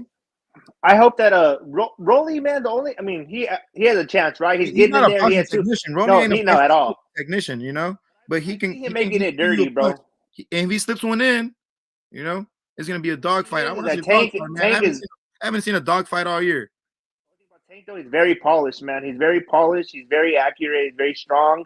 And I think that he won't be outsmarted, obviously, in that ring. So he's not gonna let those antics. Charlo and Castano give us a dogfight. I see Charlo pulling it off slightly. Castano could definitely fucking. I mean, people will say that he won the first one. People say he lost. So it's gonna be a great fucking second fight, bro. It's gonna be a good one, bro. I like seeing fucking even fights, rematches, bro. Yeah, definitely, bro. I can't wait for the fucking Rolly Tank. I can't wait fucking for the Castano Charlo, and Haney and Cambosis. Oh man, on that one, bro. Good one. I'm going Haney. Oh yeah, I gotta go Haney too, bro. I want to go Cambosis, bro. You gotta get that title to the U.S. at the end of the day. You feel me? Exactly, bro. That's what I'm talking about, and that's what I'm saying. You know, go Haney, and I just hope Haney goes in there and does what he does. I think he's gonna do a Shakur to Cambosis. And I hope he embarrasses him, bro, out there, bro. For real. Hey, I don't know if he can do that though to Cambosa, and that's what I've been hearing. The thing is, what I saw, for example, the difference that I see between Shakur and Devin Haney. You can call it for maybe one of them being a little bit. I don't know if you want to say timid. I don't want to use the word scary, but yeah. Got that. Shakur has a thing. The thing about Shakur is he's very, very defensive, and he got a very, very great offense. And if you do get inside the defense, he's gonna fucking lock you up. And that's what I mean by when you start talking about who's the best boxer, this and that or whatever. That man can do it from everywhere, and he's not gonna allow you to get in there and rip them apart. He's gonna hold you, bro.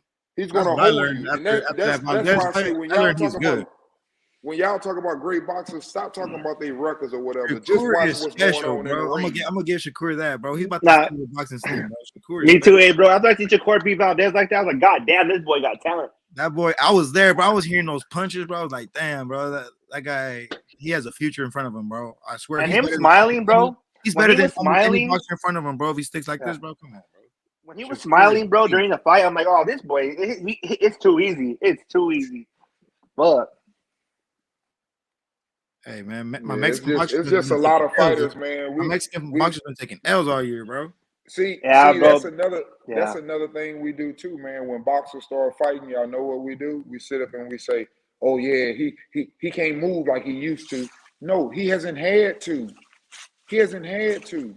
See, there's fighters that can make adjustments, and them the ones that you want to put your money on.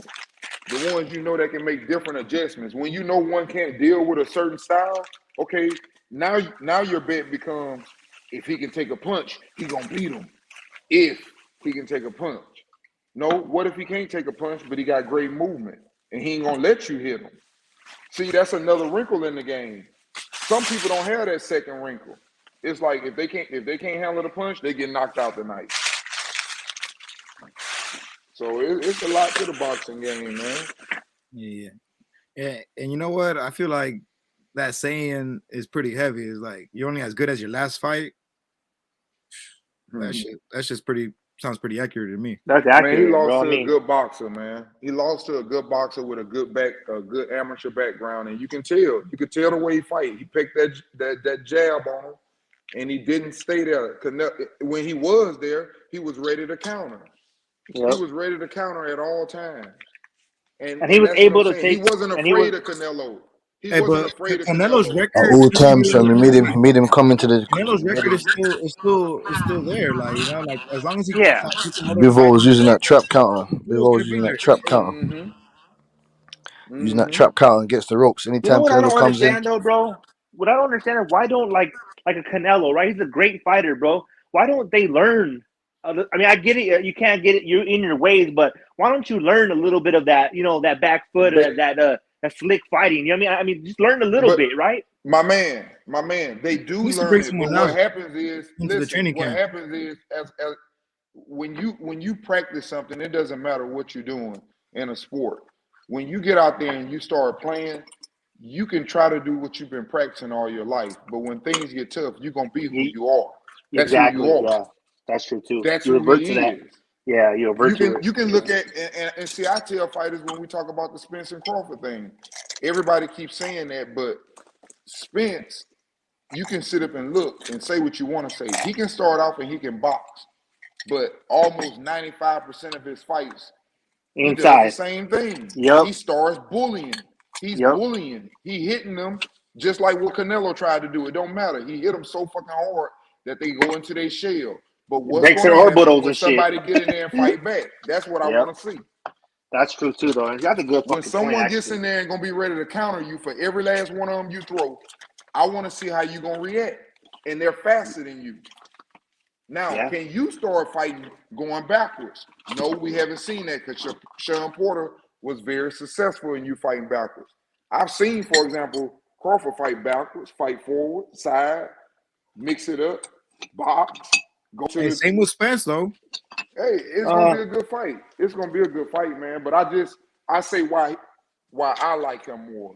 That's all I'm saying. Yeah. Spence is the bigger, stronger dude. I like Crawford and I like Spence, man. It's just hey, Truth, but you know what Truth, you know what's funny? You said that about reverting to how you do, because you know, growing up, I did like some kickboxing and shit like that, and I've always been like a longer fighter, so I've always liked to keep people at the reach. Never been like too much of a power, just more like, you know, punches and bunches and combos. And I try to get that power, like those power hooks, but that wasn't me. So whenever I would spar, I get back to what I know. You know what I mean? What I feel comfortable with. So these guys at elite level, I could only imagine how they feel. Honestly, all right, I'm gonna tell you, bro. Whoever wins between Crawford and Spence is a straight pound for pound king right now, bro. That's it. And see, I'm gonna tell you something else about them that I look at. You got to look at this. I ain't talking about just on getting hit, and you'll hear some commentators say it too.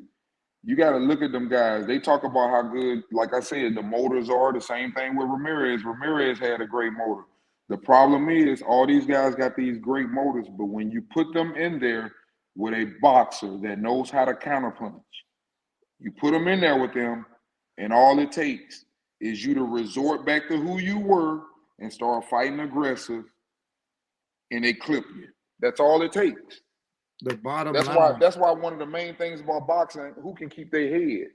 You know, that's what made Floyd so good, man. Floyd was level. He never got too high, never got too low. You look at the fight in the 15. He can be in the 15 fucking round. You don't know if it's the second round or the first round unless you see that number up underneath there. He ain't tired. He's always ready. Floyd Mayweather is the real GOAT, bro. He's probably one of the greatest boxers ever, bro. Because he don't drink, he don't smoke, bro. He probably eats a healthy lifestyle. The only thing that he really does that really can fuck you up is gamble, bro. That's the only thing he does. Yeah. Oh, I had a bad problem with that too. But yeah, for sure, that will fuck you up for sure. That's the only thing that can really fuck him up. But I think he's too smart for that. He knows how to fucking maneuver everything. He has a lot of people around him too, and you know, he's a real one, bro. He's a real one. He can box and he can do that. Shit, when you can't bet on yourself, you a real motherfucker. What's going on, man? What's up, H boy? You are, yeah? How are you doing? When you got casinos telling you can't bet your own motherfucking money on yourself, you got a motherfucking problem, my boy. He's a fucking G, bro. How's H in the panel doing? Mayweather's a real one. Oh, H Money ain't on here right now, man. Oh, is he off, brother? Is he? Yeah, he's off right now. I just wanted to pop on, lads.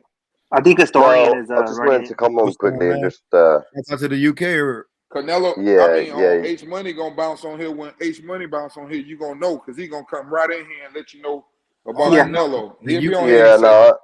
Oh, cool. Yeah, no, I just wanted to come on, boys, and just have a little quick chat about the Canelo fight. But let's bring in the UK though. Outside of the UK, man, we got Tyson Fury from the UK. Yeah, Tyson say he retired, man. What's up with that? 1 second, lads. I'm just trying to get my signal working. Sorry, boys. Yeah, I don't know, man. I don't think he should retire. I think he still got a lot of fights he needs to deal with too. I mean, I ain't gonna lie, he's been through some wars though. Like, I can box.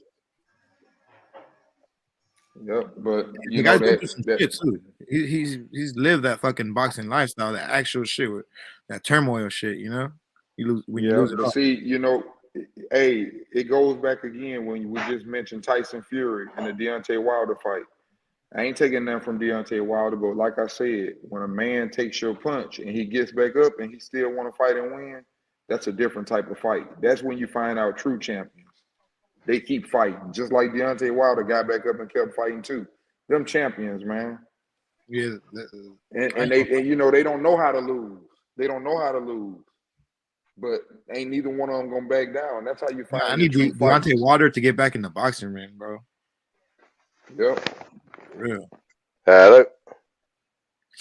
Real fighters, though. Sorry, lads, my signal over is so poor. What's wrong with him, bro? Because I mean, L's a L. You know that shit could take a lot from you, and then you know, especially in that manner. You know what I mean? I would have, you know, I was going for Wilder. You know, I want that title right here in the U.S. You know, fucking Fury. Yeah, but real motherfucker, bro. He's a real G. He knows how to box, bro. He's slick. He can take a punch, like you said, bro, and he'll fucking lick some blood off you. Like, he's a real fighter. Sorry about that. My signal just went really bad there, but I've got it back now. Yeah, it'll be interesting though. But I want to see this fight this weekend. Castano and Charlo. Yeah, that's gonna be a good fight, man. That's gonna be good. Sir. I just want to see. I want to see the punches. See, this right here is when you can see in your boxing. You know, we're gonna find out. Now, for me, I think we're gonna find out a lot about Charlo right here. Well, here's the thing: the easier adjustment to me is Charlo, because Castano can't do too much more than what he did. Now, let's see if he's going to make the adjustment. And the problem with him is, I think, is that he's fell in love with his power. If he puts the jab on him on that high guard and moves around and keeps sending some power in there, you don't have to send a lot. All you gotta do is jab, jab, jab. Whenever you want to do it, throw some power, pop him, and then be on the move. Because that'll frustrate him and make him run in there. And he run up in there with one of them Charlos and he catch him. I promise you, he gonna go to sleep. He gonna go to sleep if he catch him. Charlo's and that's what you got to do. You got to frustrate him. That's what Shakur did to Oscar Valdez. Frustrate him. Make him come on forward. That's exactly what you want. Hey, but you that Argentinian style, bro. Shit, not even the Mexicans know how to do that shit, bro. That, you know, that's some crazy ass shit. Like the Argentinian style is just crazy, bro. They come with their street fighting, you know, tactics, you know, with hands up. Good, they come with a good high guard. And you know, the Mexicans know how to fight street fights too. But you know, there's a lot of they know, you know, a lot of different boxing. But you know, they know boxing too, you know. Fight. But the Argentinians come with that wild shit, you know. The Argentinians, it's a lot of Mexicans with technical styles, though. So you know what I'm saying. But we can't say that about Argentina. They just come full force, bro. The Argentinians, yeah, they rely on their motor. They rely on outworking you. They tougher than you. That's what they think. They are tough, though. No cap. Hey, but I ain't saying that in the wrong way. They think that they're tougher. But there's a lot of people, for example, they got the same mentality as you. Everyone's tough, man. Everyone's tough. But I'm just saying that's what they're banking on, outworking you. Because he no matter where you're from, mate. Anyone, if you're good at boxing, you're good at boxing. That's just a fact. Hey, Charlo's the real boxer in that fight, but you know that's why he's gonna have a dog in front of him. He the puncher in that fight too. Everybody ain't trying to give him the credit for that. They try to act like it was Castano bullying him. He the puncher in that fight. For me, you know. He is the puncher, but he can't fall in love with it, brotherhood. That's what I was saying. If he uses jab, he can make an easy night. If he uses his jab, yeah. He forgot Jamel overrated as far as boxing though. Like he shouldn't box like that. I think he fought exactly how he needed to fight. You know what he can't do? He can't fall in love with that brawling style. No, he can't fall in love with that trying to go. Let me finish real quick, bro. He been getting outboxed a lot, bro. Like Tony Harrison outboxed him in that first fight. Yeah, he got knocked out in the second fight though.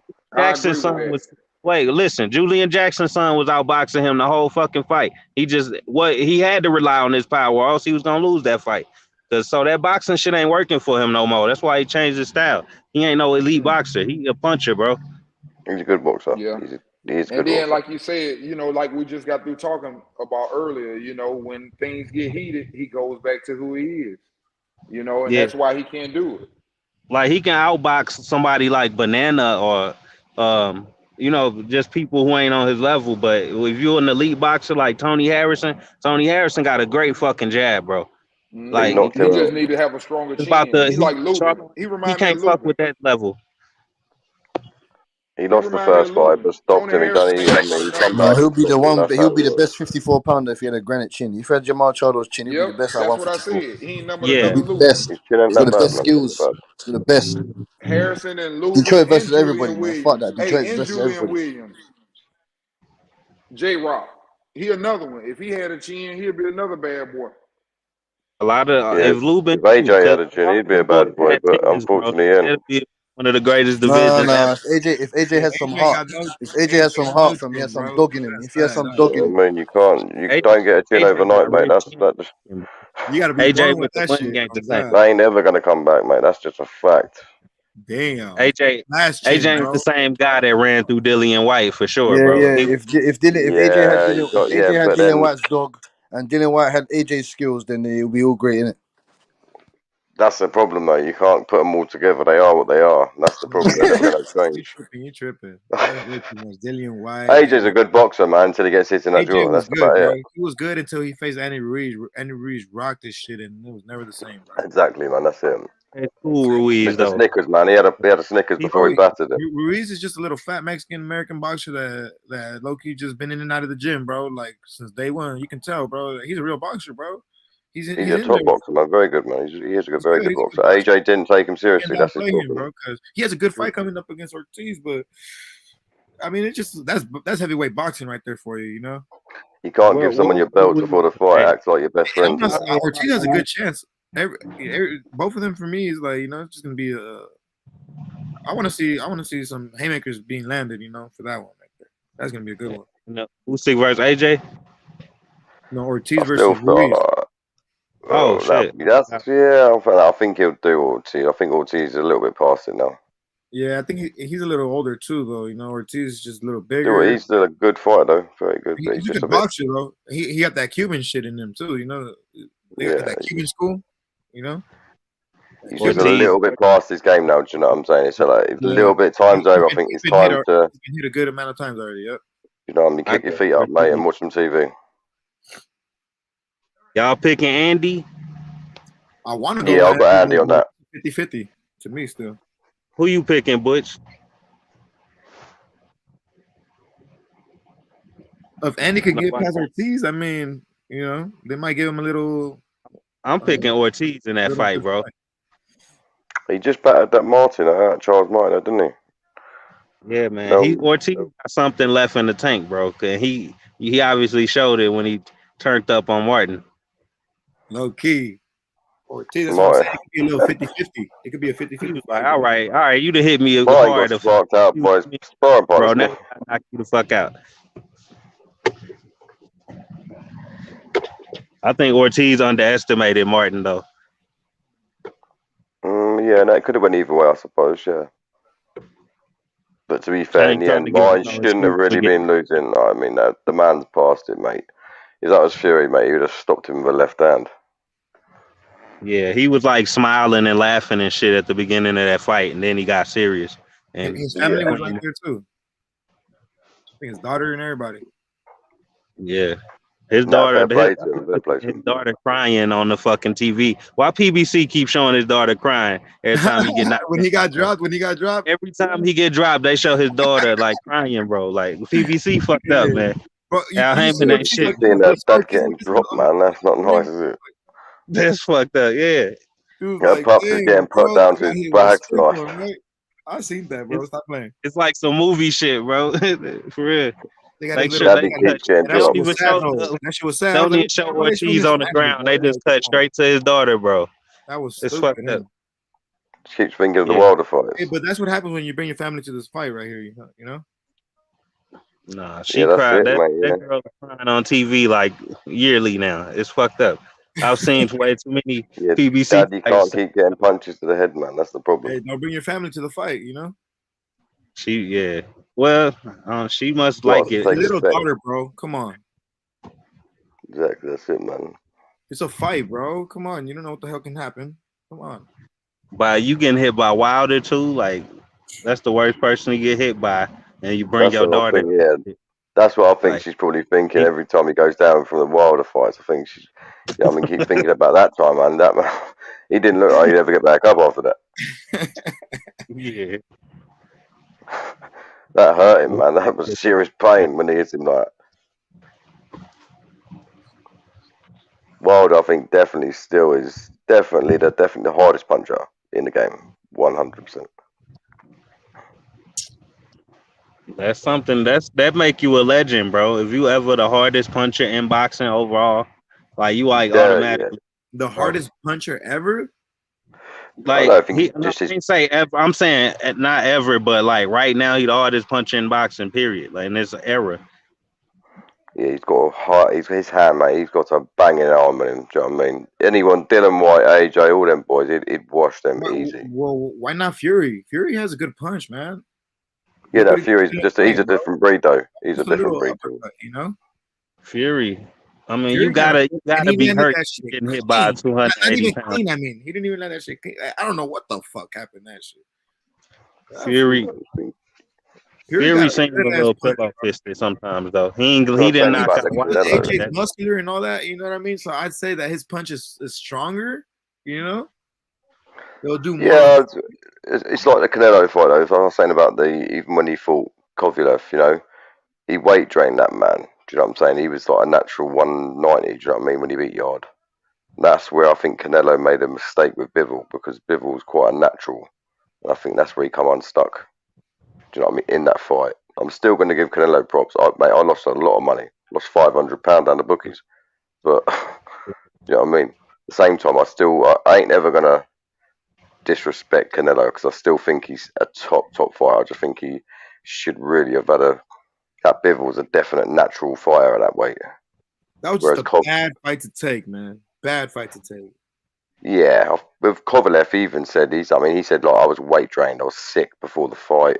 You know what I mean? Dropping down that weight. That's why Canelo won that fight. Doesn't Kovalev have a fight coming up? Yeah, I think he has soon. Yeah, I can't. Who was that? I guess. But again, he's gone back up to his head like natural weight. That's why he knocked Anthony out. You know what I mean? He was happy at that weight.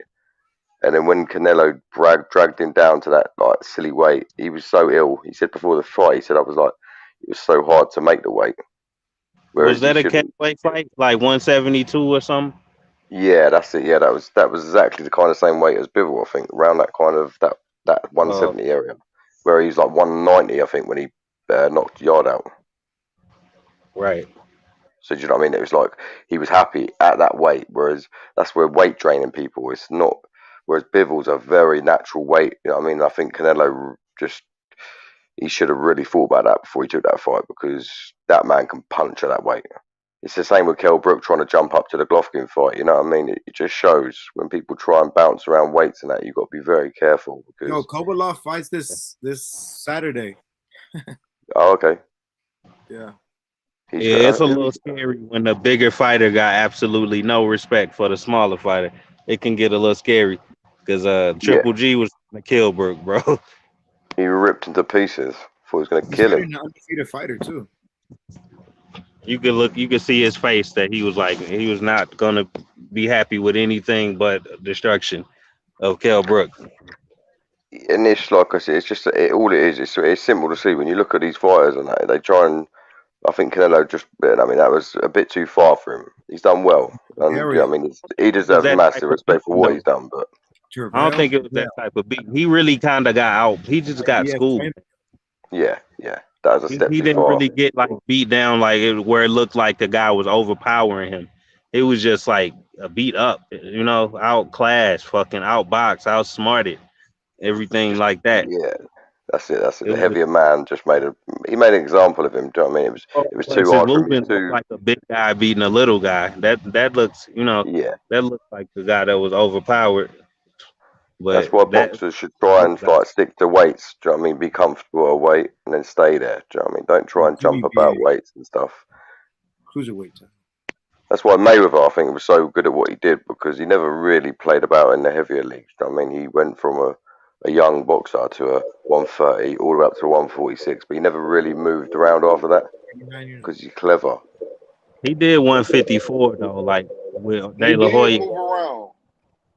Yeah, He that's it. went Yeah. from 130 to 154. That's pretty big Was it shit. Mayweather 154? came from like 119. What are y'all talking about? Yeah, he was a Mayweather young. Yeah, that's it. That's what I mean. So one, that's like a one. That's he what I mean. You couldn't don't move really go around, my man. past that. Whereas You're saying Canelo's that he trying to didn't jump play up too around, far. but you're saying he didn't play around. The difference between Floyd and most other fighters. No, that's why Floyd's great. Wait a minute, my That's the man. difference. Let me finish. No. The difference between Floyd and all the other fighters, with the exception probably of Lomachenko, the difference is them dudes are real. That's why they rate it so high, and people don't like it in the jealousy or whatever. The reason why there's a comparison is because those dudes are fighting people at a weight class that they don't even fucking walk around at. Exactly. If you go look at Yeah, Floyd no, right now, he probably don't even no one can compare himself to Floyd Mayweather. No, but what I'm saying is the thing that makes them great is that they're fighting the people at the weight they walk around at. They're not running around, walking around fucking 180, fighting at fucking 140. Yeah, but if you're going to fight at 180, you got to try and be naturally at that weight. Don't try and jump up and just after 2 weeks fight it. You got to try and be there for at least a year. No, my man, you're missing the point. You're missing the point. You got to have fucking skills to be the motherfucking man that's your natural size. That's what the fuck you got to have. With Mayweather, he was, you know what I mean, he, as a young boy, he jumped up.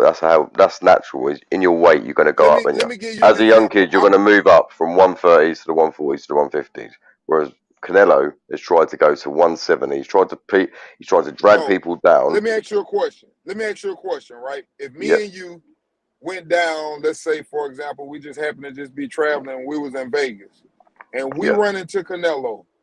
Right. 3 months from now, would you bet me $1 million that he weighed less than 175, or would you bet me $10 million that he weighs more than 175? More than 175. To be fair, I'd reckon he would probably be within that kind of range. I reckon he's within the 170 to 1. He'd stay around that. Exactly, my point. He can't fucking fight up there. He ain't got no skill level to be able to fight them dudes. He ain't got the right body type. He doesn't have the right body type. He doesn't have the skill level to do that. That's why he go down there and fight them damn dudes. Call it how it is. And the thing is, that's what I mean with the Kovalev. It was okay to drain him down. Like Lomachenko, drag him I down. give respect where respect. Lomachenko, I give respect where respect is due. The man walk around at fucking damn like 135. How the fuck he gonna fucking fight at 140 and 147? He can't even get that fucking big. Exactly, it's not worth it. He can go back and fight and do the same thing. Can y'all imagine Lomachenko fighting at 119 and 126? Y'all don't want to see that. Nah, Loma walk around at damn near welterweight, and motherfuckers be acting like he's small. He's about 130, 135 top. It's 5'7", bro. He Loma can't go the above same size as 140. Pacquiao, or he might even be a little bigger than Pacquiao. No, he ain't. He ain't nowhere fucking near big as Pacquiao. He the same area. He in the same area as Pacquiao for his size, though. Pacquiao legs and everything so much bigger than him. I don't know where you seen him at. Pacquiao moved same as Floyd. You know, you start as a bantamweight, you know what I mean, a featherweight, and you move up in your age. But when you're not big enough to keep moving up, whereas Canelo's tried to go too far, I think. And what he's done, he's come unstuck when he's tried to go against someone who's a natural 173. That's a problem. Whereas Bivol was a natural, and he can punch a natural at that. And I think that was a step too far for Canelo. Like, you know what I mean, that's what I thought anyway. He just went too far. Kovalev was a 190. You know what I mean? He was a light heavyweight, and he drained that man's arsehole right down to one. He was ill before. That's why he knocked Kovalev out. That's the only reason he knocked Kovalev out. Because man said he was ill before. He said I couldn't even make the weight. He said I was sick. You know what I'm saying? Whereas Bivol was he loved it. He was happy. He was happy at that weight. He could punch hard at that weight. That's his weight. That's. I think that's where Canelo come unstuck. That's what I thought anyway.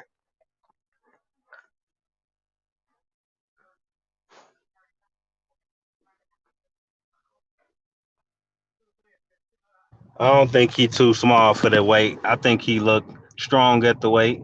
He just happened to be short, but he fucking shredded. He looked like his upper body looked the same size as Bivol. If you ask me, he just You happened know, to be short.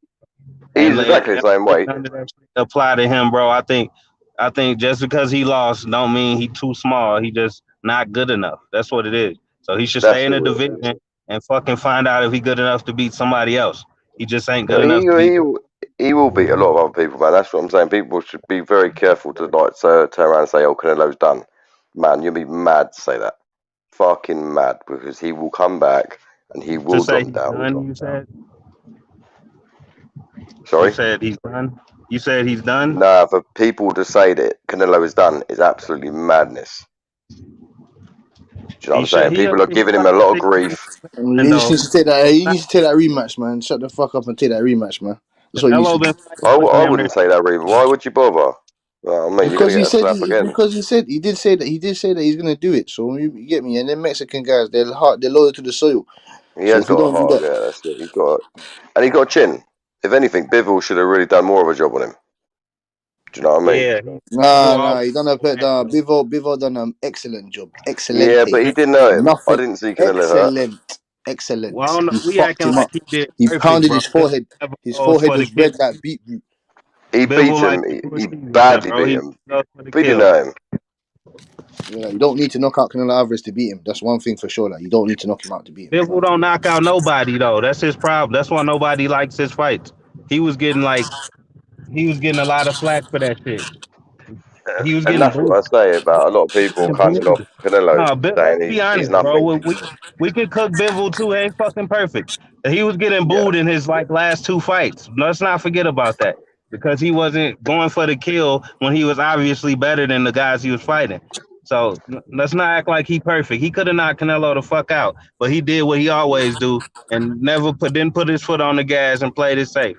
He wasn't If you even. can knock someone out, you will knock He them didn't out. even look You like he can't was say using he all could his have. power, bro. Anyone can, he could have knocked him out. No, if you can knock someone out, you will knock them out. He was just Well, You know what I'm maybe boxing he saying? his can't. ass. Maybe that's Hey what I'm saying. yo, Maybe hey real power. quick. Hey, real quick, hold that thought. Hey Lucci, you got this is a new guy on the panel. Hey, go ahead. Just introduce yourself, and then we're gonna get right back into it. I'm Lucci. I'm Lucci for everybody. How y'all everybody doing? What's going on? What's going on? What you saying? What's up, bro? Okay, I'm about to bring Dale back in here. Well, where you from? Where you from, G? I'm from Bro, I DC. I'm get it. from Washington DC. Oh, so you Gary Russell? You like Gary Russell and those fighters, isn't it? Yeah, Russell. Yeah, Tank up Baltimore. He ain't far. You know what I'm saying? Yeah. Okay, yeah. Salute. Give us your take, man. What you saying Oh, in give us on that? the fight. Yeah, man. Give us your take, man. Bivol did. Hey, Bivol did his thing, bro. Like niggas got to give him his props, bro. People got to give him his props, Yeah, bro. Like he did his thing, bro. I like Canelo, but I'm not no Canelo fanboy. I'm just a fan of boxing, bro. I like good boxers, but bro, Bivol, bro, he shocked the world, bro. You know what I'm he saying? did, You mate. gotta He give lost his me credit when it's 500 due. pounds. You gotta give credit when it's due, bro. And would you put Bivol on your pound for pound list after that performance, or do you think he still has to do more? No, I need him to fight at least one more guy, bro. At least. it I can't be a mean, pound for pound. The only pound for hey, pound man are the it's best. not too Like, you many don't people on lose. pound for pound, but he could be on my pound for pound list because I ain't got a lot of people not on my pound for pound list. So Who? and Yeah, he's give us your, There are like hey, give us, quarters, mate. one of the Hey, biggest Anthony guys in Evans, boxing, bro. The face of boxing. Like, come on now, hey, Anthony Evans and Lucci, give man your top No, but 5 pound for pound right now. my pound for top five. pound. Yeah. I'm gonna go straight down now. I'll put it down. I'm gonna say Terrence Bud Bud, Crawford, number and one. I ain't no fanboy. Actually, no, still, yeah, Terrence I Bud. love all fighters. Then I'm gonna go with. Do you know what? Tyson Fury, number two. Alexander Usyk, number three. Ooh, jumping on to number four. Who would I go for number four? Do you know what? I'd go for Errol Spence, number four, and then Tank Davis, number five. What you And saying, that's Lucci? how I think I like Bud for number one. Bud is number one, man, 100. I like Tyson Fury for number two. If I could do that, because he said he retired, but We know he ain't done. Number 3, I gotta put Tank in number 3. Number 4, I'm gonna put Earl in at number 4. And number 5, I don't. It's hard though because you can go back Yeah. in years and put different people. I really don't. I really ain't got no number 5, bro. So you don't like Usyk? Usyk, nah, he nice, bro. But I think Anthony Joshua gonna beat him the next time, bro. Nah. That's my opinion, bro. You know what I'm saying? I ain't no No, fair fan, play, bro. man. Yeah, that's it. Of course. But how do you think he looked in that last fight? I mean, Bad. he looked it bad, bro. I mean, Usyk ain't no bum, bro. You gotta think about bro. The dude, he could box, He's bro. a master skillful That's boxer, mate. he ain't no fucking slouch. So you know what I'm saying? Just I don't know. Mate, you better, mate. Jesus. We all gonna see this next fight, You bro. got You to know pray that, to beat bro. that man. He is literally a skillful geezer in the ring. That's He is, hard to beat bro. Usyk. How do you see? You said you have Anthony Joshua winning that fight. What do you see him doing? What adjustments? What adjustments you see him making? I can't really see anything, Put man. more pressure on him. None. Putting pressure on him, bro. Using his jab, bro. Putting that pressure on him, bro. Cause he was doing all right. It wasn't like he was just he just smoked him, bro. I'd bulk up, man, if I was AJ. Just bulk It up, ain't like man. he With 2 he stones, like just let him have it. it's not like how the fight we just saw yesterday. Was it like that? It wasn't no blowout like that. No, Last AJ night did that shit was a straight better than blowout. Canelo for sure. Say it again. AJ definitely did better than Canelo. Way better, bro. That's 100%. Well, yeah, but quite similar, to be fair. Quite similar, yeah, quite similar. You say quite similar? Definitely just outbox most rounds. Gotta say Yeah, that. like He's Usyk quite a outboxed him good to me, boxer. innit? In my opinion. Usyk, he smashed him every single round, man. It was bad. It was quite embarrassing to even watch the geezer. I felt happy for him when he stopped him in the 12, mate, because he looked bad. I think They he did even say said to Usyk, I like Joshua though. I do like. I think he's. I mean, I just feel his boxing is. He's a top. He can punch hard, but I don't think he's got any sort of boxing skill. That's his problem. He ain't got no dog. He ain't got no fucking dog in him. That's the problem. He ain't got what Dillian White's He got. definitely ain't got no dog in him. No dog whatsoever. When you're all handing over your belts before the fight and you're smiling, Yeah, dilly dally, so he's soft. He's too soft, bro. He This kept ain't getting no them big motherfucking paychecks, soft bro. ass sport, man. He When you was a get a naughty dog when he southpaw, got Shit, giving Klitschko. letting niggas hold belts and shit. Nah, man. You gotta work for this shit. And then, hey, you you do see have what to. happened? It's a southpaw as well. He's a horrible southpaw, that Usyk as well. So he should really, mate. The problem with AJ, he's quite square-footed, and I just felt, mate, you're in massive. He tried to fight against him. I thought, you are mad. your top heavyweight is Tyson Fury. Yeah, Fury's just he's just a Hey, ruthless. He's like a hey, switcher, and he'll just do you from any angle. hey, how y'all think? So you don't think no heavyweight could beat Tyson Fury? No. Not a chance. I Not at the agree. I moment. agree with that 100%. The only person that's got Wilder. legitimate Yeah. chance is Only Wilder. Usyk. Only Wilder, because then I can say only Wilder, bro. Yeah, He Wilder, ain't man. fighting People Wilder. need He to ain't give him fighting Wilder credit as for a well. fourth They need time. to give him credit because I tell you what, man. There's no geezer who's knocked Tyson Fury down like that geezer. Yeah, that's the only person that I can say that got a chance, bro. I said this. I Not don't know who's one fighting them person. guys 3 times in a row. I don't know. Yeah. That money I don't must have know, man. talked, man. How you got your boy Tank against Rolly, man? Big Rolo. Tango put him night. Tank's a bad man. I like Tank. Tango put him to sleep, bro. He's like a little Tyson. He He is. I ain't had tell no you, he knockout. He ain't catch had you. no good knockout since what? Leo Santa Cruz, man. Yeah, Santa Cruz. Yeah, Santa Cruz. So You think you're Tank gonna lands do that worse? bomb, You think mate. you're gonna You do are worse than going Santa to Cruz? sleep. let me tell you why this. And because this dude, he Rolly coming to fight though, but I think Tango put him Yeah, to sleep. He's quite. I mean, he's got a little bit of mouth to him. I just think But Tank's a bit. he too Tank's loose good too, bro. top boxer. He don't know he can't box, bro. Tank a box too. When you And get talked by Tank Mayweather, got that when you pop. get talked by Floyd, man, It'll Jesus. take it'll take a second for Tank to figure him out by him having the shorter arms. Yeah, And I facts. think Rolly gonna try to throw all the power he can from a distance to make him to try to intimidate him right off at the Off the beginning. But I break, think, first round.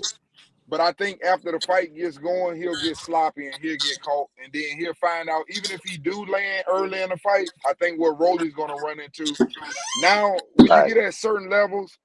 I think Rolly's going to run into that thing where, because I done already seen Rolly fight some people, and he damn lost those fights. He's going to see that he's in there with someone with a high skill level that ain't afraid of him, and that's when it's going to start getting ugly. And he and Tank gonna take them out for all the shots, bro. He he gonna have to fold. You know what I'm saying? Yeah. Because Tank can take some shots, bro. He's got a little chin on him as well. He's got a chin on him. nasty little punch. Pitbull hit hard like a brick. I'm telling you. The last dude he fought, Pitbull. Yeah, I think Tank gonna get him. It'll take a minute for him to figure him out, but he'll get him. Yeah, definitely. Rolly going out on his shield, bro. Tank gonna have to knock that nigga the fuck out. That's why he gonna knock him out. If Rolly does knock out Tank Davis or beats him, do you think that would be a bigger upset than Canelo Alvarez? No. Do you think that would be a bigger? Do you think that would be the biggest upset in boxing today? Yeah. He'll be as bad, I think. Yeah. The gun, he's done, bro. It's done. It's definitely gonna be the one. It's I gonna like be Tank. one of the biggest upsets. Definitely gonna be. I think it is. You said it's done. You said he's done. I said it's gonna be an upset. I said it's definitely gonna be one of the biggest upsets. Definitely. Definitely. I think it's gonna be like Tank, man. probably bigger than Canelo's, bro. Because Canelo lost before, bro. Like this is O. Like he got an O, bro. He ain't got no draws or nothing. He got an O. He's O, bro. That first, you know what I'm saying? So I think it'll be I think he'll be a lot more smart next time he tries to fight people. Though. I don't think he's going to even play about with the big boys now. Do you know what I mean? It's easy to try and drain somebody's weight. You better take that rematch, boy. Cause he got to. He ain't got no other choice, bro. You better take that rematch, he boy. No other choice, take that rematch. Well, yeah, money talks, isn't it? I suppose, man. Someone's offering you that. big We don't want to bucks, see no Triple G. We don't want to see Did no. y'all ever think about why he? Hey, instead of saying that he wants to be so great, did you ever think about that maybe he went to 175 because it would have been better to lose to a bigger man than to lose to your fellow Mexican? I think he did that. Benavidez. It would have been a lot easier. More pressure on losing to Benavidez and losing your Spanish title. I think it's more pressure on that fight, or getting in the ring with a Jermell Charlo. Well, at least he would lose it to a Mexican. And one thing I don't like about Canelo, bro. I think he would. He said he don't like fighting his Mexican fighters, bro. Like, come on, we don't do that shit, bro. That's some bullshit. That's some bullshit. We don't. That's some. You see, That's some. And he said, he didn't have no issue fighting Chavez though. He said he fights for the fans, and so that means that he said he fights for the fans. So that means your Mexican fans want to see but he fought Chavez Jr. So get your ass in that fucking ring against Bivol. No catchweight. I wouldn't put any of them boys up against Bivol. Not one of them. Not Charlo. Not Benavidez. Not Bud. Hell no, listen, bro. he's a big man. You don't fuck about with them kind of big men, mate. They're natural weights. They hurt you. Hey, Brotherhood. If Tank don't beat Rolly, he got to retire, man. Get the fuck out of boxing. You know what I mean? Straight up. You know, this dude, he called the man garbage. Think about it, bro. That man said, "Pack his whole team up, pack him up, get him the fuck out of boxing." So if he don't beat Rolly, you got to get the fuck out of boxing. Money to him, man. Money to him, man. He's gonna spark him. He said they would have been smoked if it was street. So when the best teaches you, mate, you're gonna be the best. You learn the best, man. I mean, that's why Bud is on boxing will be in a bad place if Rolly win, man. A lot of people. Hey, it would, bro. That's a fact. Everybody will immediately lose brain cells if they say, and the new. Hey, bro, the fight game gonna be boy. Hey, I'm not fucking around. Stop watching this shit, bro. This shit, bro.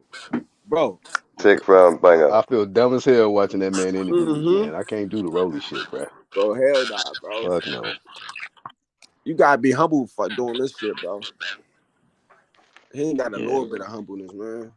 We can't have a low IQ dude beating one of the superstars in boxing, man. Can't have that happening, bro. So Tank, you gotta win. Otherwise, pack him up, get him out of boxing. Yeah, that's it, mate. End boxing. He said once he wins this fight with Rolly, he wants to win out of Kambosos and Haney. Who lot got in Kambosos and Haney? You said who? I'm gonna go for Haney, bro. Yeah, Haney should win it, man. I But got he Devin, can't sleep man. on Gambosis. Devin do what Cambosis do, but a lot faster, man. Yeah, It's going to be exactly. quite hard in He Australia, fast man. as He's got shit. to do. He could He's box, got to bro. bang him, I reckon, Devin man. Haney could box, bro. So you like Haney or Tank? Oh, Tank, Nah, Tank. Because Tank could box and he got power. But Tank will fucking allegedly, win, I've been man. hearing he beat him up in sparring. You get Yeah, me? even his father just did an interview the other day, bro. It Yeah, said that cool, the man. only He's one a that would new give boy. He's a new breed. that would give Devin Haney, bro, is Tank because he could box and he got power. You know what I'm saying? So, Tank and Shakur, mate. That's the fight I'd love to see. ooh, oh, That's fire, man. Hey, So did you see where they that shit went ain't gonna back be and done forth? until about 5 years, Floyd bro. They both Prodigy still not gonna be against done, Bud's bro. Prodigy, mate. I Wow. think Tank will blow his head off. Hey, did That'd y'all be a see where? proper Hey, he Did chess got y'all hit see match. him where they though. went back and forth? Man, Bud is some future legends in the sport, man. Y'all heard what Shakur said immediately after he beat Valdez. He said, "I'm trying to be like this guy right here, chasing Yeah, greatness." man. Jeez, man. Man, Bud is Bud, a legend. All right, he, let's get onto that subject. Who you lot got? You got Bud or you lot got Errol? oh, Bud, I got 100. Earl. I think You Earl. got. I like Earl. So break that down for us. I Break that do. down for us. Break that I'm a down. massive fan of Errol Spence as well, EJ, Yeah, man. He's yeah, my why I Earl am and he's how too, does he do bro. it, bro? Go ahead. Yeah, break it down. Bud will just, mate, he just do his job on him, mate. You know what I mean? He's too ruthless when you ring, brother. He can punch left, right. You got to watch out for them punches. You miss, he's going to hurt you. And that's why he's so good. He has to be recognised as probably one of the best boxers I've ever watched, mate. I mean, he can punch hard with the left. Now, does he need a That's a problem. knockout to beat Crawford, or you think he can outpoint Crawford in the 12 round for 12 rounds? I just think Errol is so. I mean, he is one of my favourite boxers. I just think he's going to come well unstuck against Bud. I mean, that's the Oh, so problem. you was talking. So you was talking about Crawford at first. No, I'm saying Crawford will definitely win. Okay. Oh, Crawford did. Okay. And then That's Lucci's 100. got Lucci's got Errol Spence. Yeah. Earl Spence, bro. So break that down. Break that down, man. How explain? I think I like Terrence Crawford, bro. He my number one pound for pound. You know what I'm saying? But Earl just different, bro. I just feel like he different, bro. You know what I'm saying? Like Yeah. It'll be he his breaks hardest shit fight. You down, know what I mean? bro. But He breaks shit down, bro. Like they talk about break shit. He really breaks shit down, bro. When you want to know how to break shit, just look at his fights. For real, bro. Like this, he's something Errol's a else. top boxer, man. He's a I'm top telling man. I you. think the thing is with Bud though, he's just a different level, mate. He's complete. He's like a Mayweather to me. I think he's crafted that ring so well, mate. He can hit you from every angle, and he hurts you from anywhere you miss. He will let you have it. That's what I like about him so much because anytime And I someone want to misses, see, he and I makes you want to pay see for if it. Terrence take his kind of power too, bro. Yeah, yeah. You know what I'm saying? I think he got this. Have you ever been with a heavy hitter like that? And I think the thing as well, people underestimate Bud's his chin as well. He has a banging jaw on him. He can take a punch, and he So makes did you people think did you think that he got dropped by Cav Velasquez? who Bud. Yes. I think he got wobbled. Of course he did, No, but I no, no. think I'm at the saying same time, so I'm saying you didn't count that as a knockdown. nah. Fair enough. What I did, I counted it like I say with the same with It's Madonna been like and 2 Mayweather. years and I still You know can't what I'm admit saying? he got dropped. What Hey, the fuck? quick But then I could note. look at Spence and I could say, like, do you know what I mean? I think Spence is quite open. He gets hit too much. But Quick fact. Bud Crawford did get dropped though by Cav Velasquez. That was a drop. Yeah, That if your don't even hand mean touches the shit, man. floor, we all know I don't that. even Do know you know why what I mean? people keep bringing that up. That don't even mean shit. It doesn't. Yeah, and It doesn't. it But it doesn't doesn't. mean But I'm nothing Because saying. we because seen what at the the end fuck of the day, happened what to him happened at the end of the fight? after that, Exactly. bro. He did nothing else after that, bro. He pissed Pug Crawford off and he got stopped. That's what happened. Exactly. He did People a are lot. allowed to get hit. Those Everyone's people allowed to touched get hit. in that fight. All I'd So say, I'll what? tell you, with Spence, I think the only thing with Spence, yeah, do you know what? I think because what will make that's the only thing I see him coming unstuck with is by missing Bud, yeah, and getting caught too much. And I think he'll get stopped. That's just how I see it. So you don't think the chainsaw massacre work of the body work of the Errol Spence will be a factor against Bud Crawford? Well, I told him in his face, try that body shot shit. Try that body shot shit. Yeah, we all See, know make you do the about stanky Spence. Do you know leg. what I That's mean? all. Spencer's got that banger. Do you know what I mean? What he done to Kell Brook, what he done, that's Or Spence is a top boxer. D's gonna tell them. D's gonna talk to them. He's gonna talk to them. Man. D's gonna talk to them. If Spence wins that fight, I'll tell you what, I'll chop my right arm off.